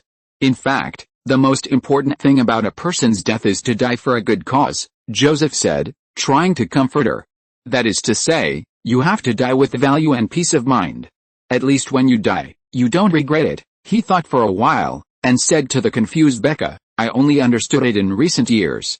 A person should live for ideals and beliefs, and be the master of his own life, just like I am now. Yes, sir, what you said is very profound. Maybe Margaret can understand what you said, Becca said. Who is Margaret? Joseph asked with interest. My tutor. Miss Margaret, Becca said. Several shells hit the hotel, and the front lobby was reduced to ruins. Oh my God. Miss Margaret is in the hotel, Becca sighed and exclaimed. It can be heard that Margaret is a very important person to him. Does Miss Margaret know Latin? Joseph asked this with a certain purpose. Yes. I am still taking Miss Margaret's Latin class, Becca said. Joseph immediately ordered the artillery to avoid the hotel as much as possible. He had promised Anna to find a teacher who knows Latin for little John's sister Maya. Now it comes without any effort. If he can't invite her, he will have to arrest her. Chapter 100, Gulf Decisive Battle, Part 2. 20 steps back, Joseph ordered. The enemy in the lead had just reached the range of the flintlock. They couldn't be given a chance to shoot. They're retreating. Howard's bandits were overjoyed when they saw this. They thought they couldn't hold on any longer and were ready to flee. This further ignited the bandits' fighting spirit. The charge became even crazier, and some couldn't help but fire their guns. After firing, they needed to stop loading ammunition immediately. This affected the overall speed. After retreating 20 steps in an orderly manner, they completed a round of artillery fire. One of the bandits had no choice but to lie down first, and the others followed suit. They launched another charge during the interval between artillery fire. The dozen bandits in the lead raised their guns and fired, but were effectively sniped by the enemy soldiers. On Joseph's side, 2 soldiers were injured. The bandits' marksmanship was really not good. In this way, they retreated 3 more times and added 3 rounds of artillery fire. It can be seen that the enemy has learned to lie down to avoid artillery shells. The number of casualties on the enemy side has decreased significantly. As the distance shortened, the cavalry artillery group began to fire at close range. The range was reduced to within 100 meters. That is, the barrel was raised to let the shells fall from the sky in a parabolic form. Howard's and others also gradually realized that something was wrong. The French adopted a tactic of luring the enemy. They were fooled, and some people fell down for no reason. Looking around, there were less than 1,000 bandits who could stand and the wounded. People with discerning eyes saw that something was wrong. Some partners suffered heavy casualties and had already retreated. Howard shouted and ordered a charge, but in fact, the effect of the charge was more obvious. At a closer distance, the artillery lost its effect. As long as they charged to the end with one go, the chances of winning were still relatively large. But 2 partners chose to withdraw and shouted their own names. Thousands of bandits scattered hundreds of people, causing panic among other partners. Joseph laughed. The internal strife of the enemy led to the dispersion of strength, which was exactly what he wanted. He accidentally saw that Mark, the bandit who attacked him in the woods, was also among the charging bandits. So he decided to operate the cannon himself and kill that bastard. He approached an artilleryman and asked him to go away. He put down little John and went to the ground. Miss Becca, can you let go of your hand? Joseph said to Becca with a smile. The latter hesitated for a moment and let go of his hand. After being nervous until now, he got used to and adapted to this atmosphere. If you are interested, you can learn the skills of firing cannons, Joseph said. There are compulsory courses in this area at the French Military Academy. Young girl, Becca thought. Miss Margaret once said that many skills are better than nothing. Anything you have learned will be the material for your future life. She didn't say anything, which was equivalent to acquiescence. Dad, you want me to do it? Little John said. Okay, Joseph waved his hand and said. You want that man? The man in the gray windbreaker. Joseph pointed to Mark 100 meters away and said.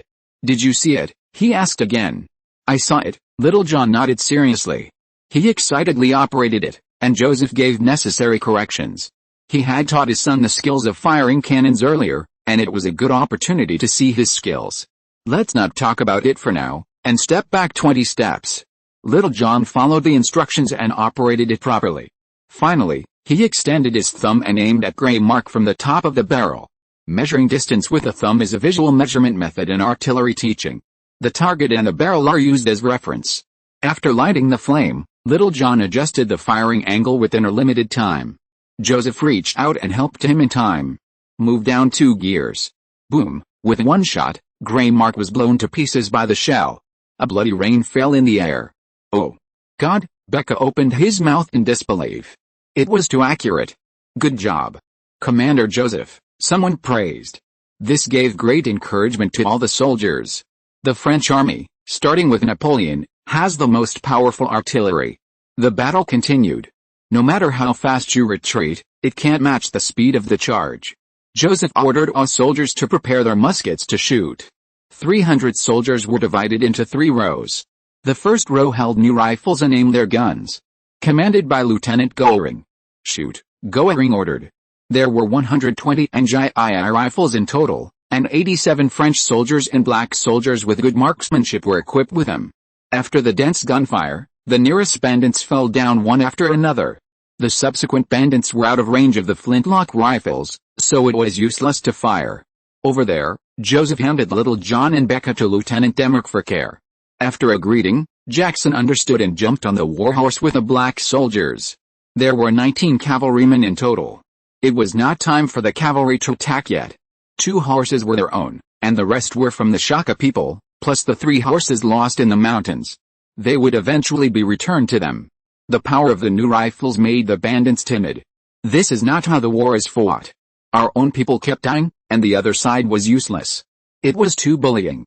After 3 rounds of shooting, there were hundreds more corpses on the battlefield. Howard saw that it was not good. If this continued, the coalition forces would be wiped out sooner or later. Another partner withdrew. This departure caused a chain reaction, and the army was defeated. Ha ha ha, Joseph laughed on horseback. Joseph ordered all soldiers to pursue and kill them all. With a wave of his sword, 19 cavalrymen rushed to the battlefield. In the hotel, Earl Richard and others were on pins and needles. Judging from the situation, Howards can't count on it. 2,000 people can't beat 300 people. The mob is really no match for the regular army. Fortunately, several people did not directly participate in the battle, otherwise they would have fled like the remnants of Howards. Shouts and screams shook the sky. The battlefield was full of blood. Wherever the cavalry went, it was like wind blowing fallen leaves. Joseph's sword was bent. He didn't count, and it was estimated that there were more than a dozen dead souls. On the sea near the bay, there was also a faint sound of artillery. The Golden Parrot was competing with more than 20 ships behind it. Who will win in the end is hard to predict. Due to the small number of people, all the black soldiers and servants, led by Captain Bond, went into battle. Miller's girlfriend Mona, Tom, Little Tom, Carpenter, Taylor, and even Princess Eve had their own duties. Princess Eve was responsible for using a telescope to observe and report the position and distance of the enemy ship. Little Tom was in the bottom cabin, transporting shells for the artillery. Grasshoppers tied to a rope, no one can escape. Joseph's order to the ship was only one word: run. Running alone is not enough, unless you leave the bay. Otherwise, the opponent will intercept you sooner or later. The current highest commander of the ship, Captain Bond, and the first mate and helmsman. The 3 of them discussed and felt that always running was not a good thing. They should counterattack at the right time and annihilate the enemy in motion. Sailors and soldiers have experienced naval battles and have rich combat experience. Different situations require different tactics. It was found that the opponent's fleet had a total of 21 ships. Among them, there were 5 ships with artillery, and the other 16 were purely merchant ships. There were 8 merchant ships fully loaded with cargo. Howard's merchant converted gunboat, Sunshine, has 42 guns, Apollo has 36 guns. The other 3, Giraffe, has 42 guns, and the remaining 2, Peacock and God, each have more than a dozen guns, which are a bit shabby. It is reported that the merchant ship Unity, owned by New Zealander Captain Coleman, has about 3 tons of ivory, rhino horns, and spices purchased, which are quite valuable. This was revealed by a crew member of the ship after Bond went ashore the day before. Giraffe and Peacock are both ships under Coleman. In terms of strength, Howard is first and Coleman is second. Captain Coleman was on the shore at the time, and he was the second person to evacuate the coalition camp. The joint fleet was divided into 4 groups, blocking the King Kong from all directions. The weakest among them were the Peacock and God and other 5 fleets. Bunt and others decided to start with this fleet with fewer guns. Let's defeat them one by one. The sound of gunfire on the shore was loud, and the people on the ship were quite nervous, all worried about the other side. Half an hour later, Princess Eve found the location of the Peacock fleet. The captain ordered to increase the speed of the ship to 13 knots. Turn the rudder to the right. 20 minutes later, the captain of the Peacock did not expect that the Golden Parrot would dare to show up directly. The moment the 2 ships met, the Golden Parrot was hit by 2 shells. Fortunately, no damage was caused.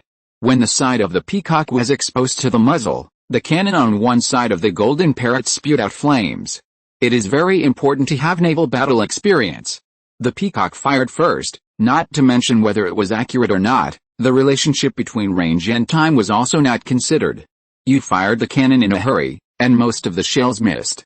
When you continue to load ammunition, your entire ship is already within the coverage of the other party's firepower. Victory or defeat is just a matter of a moment.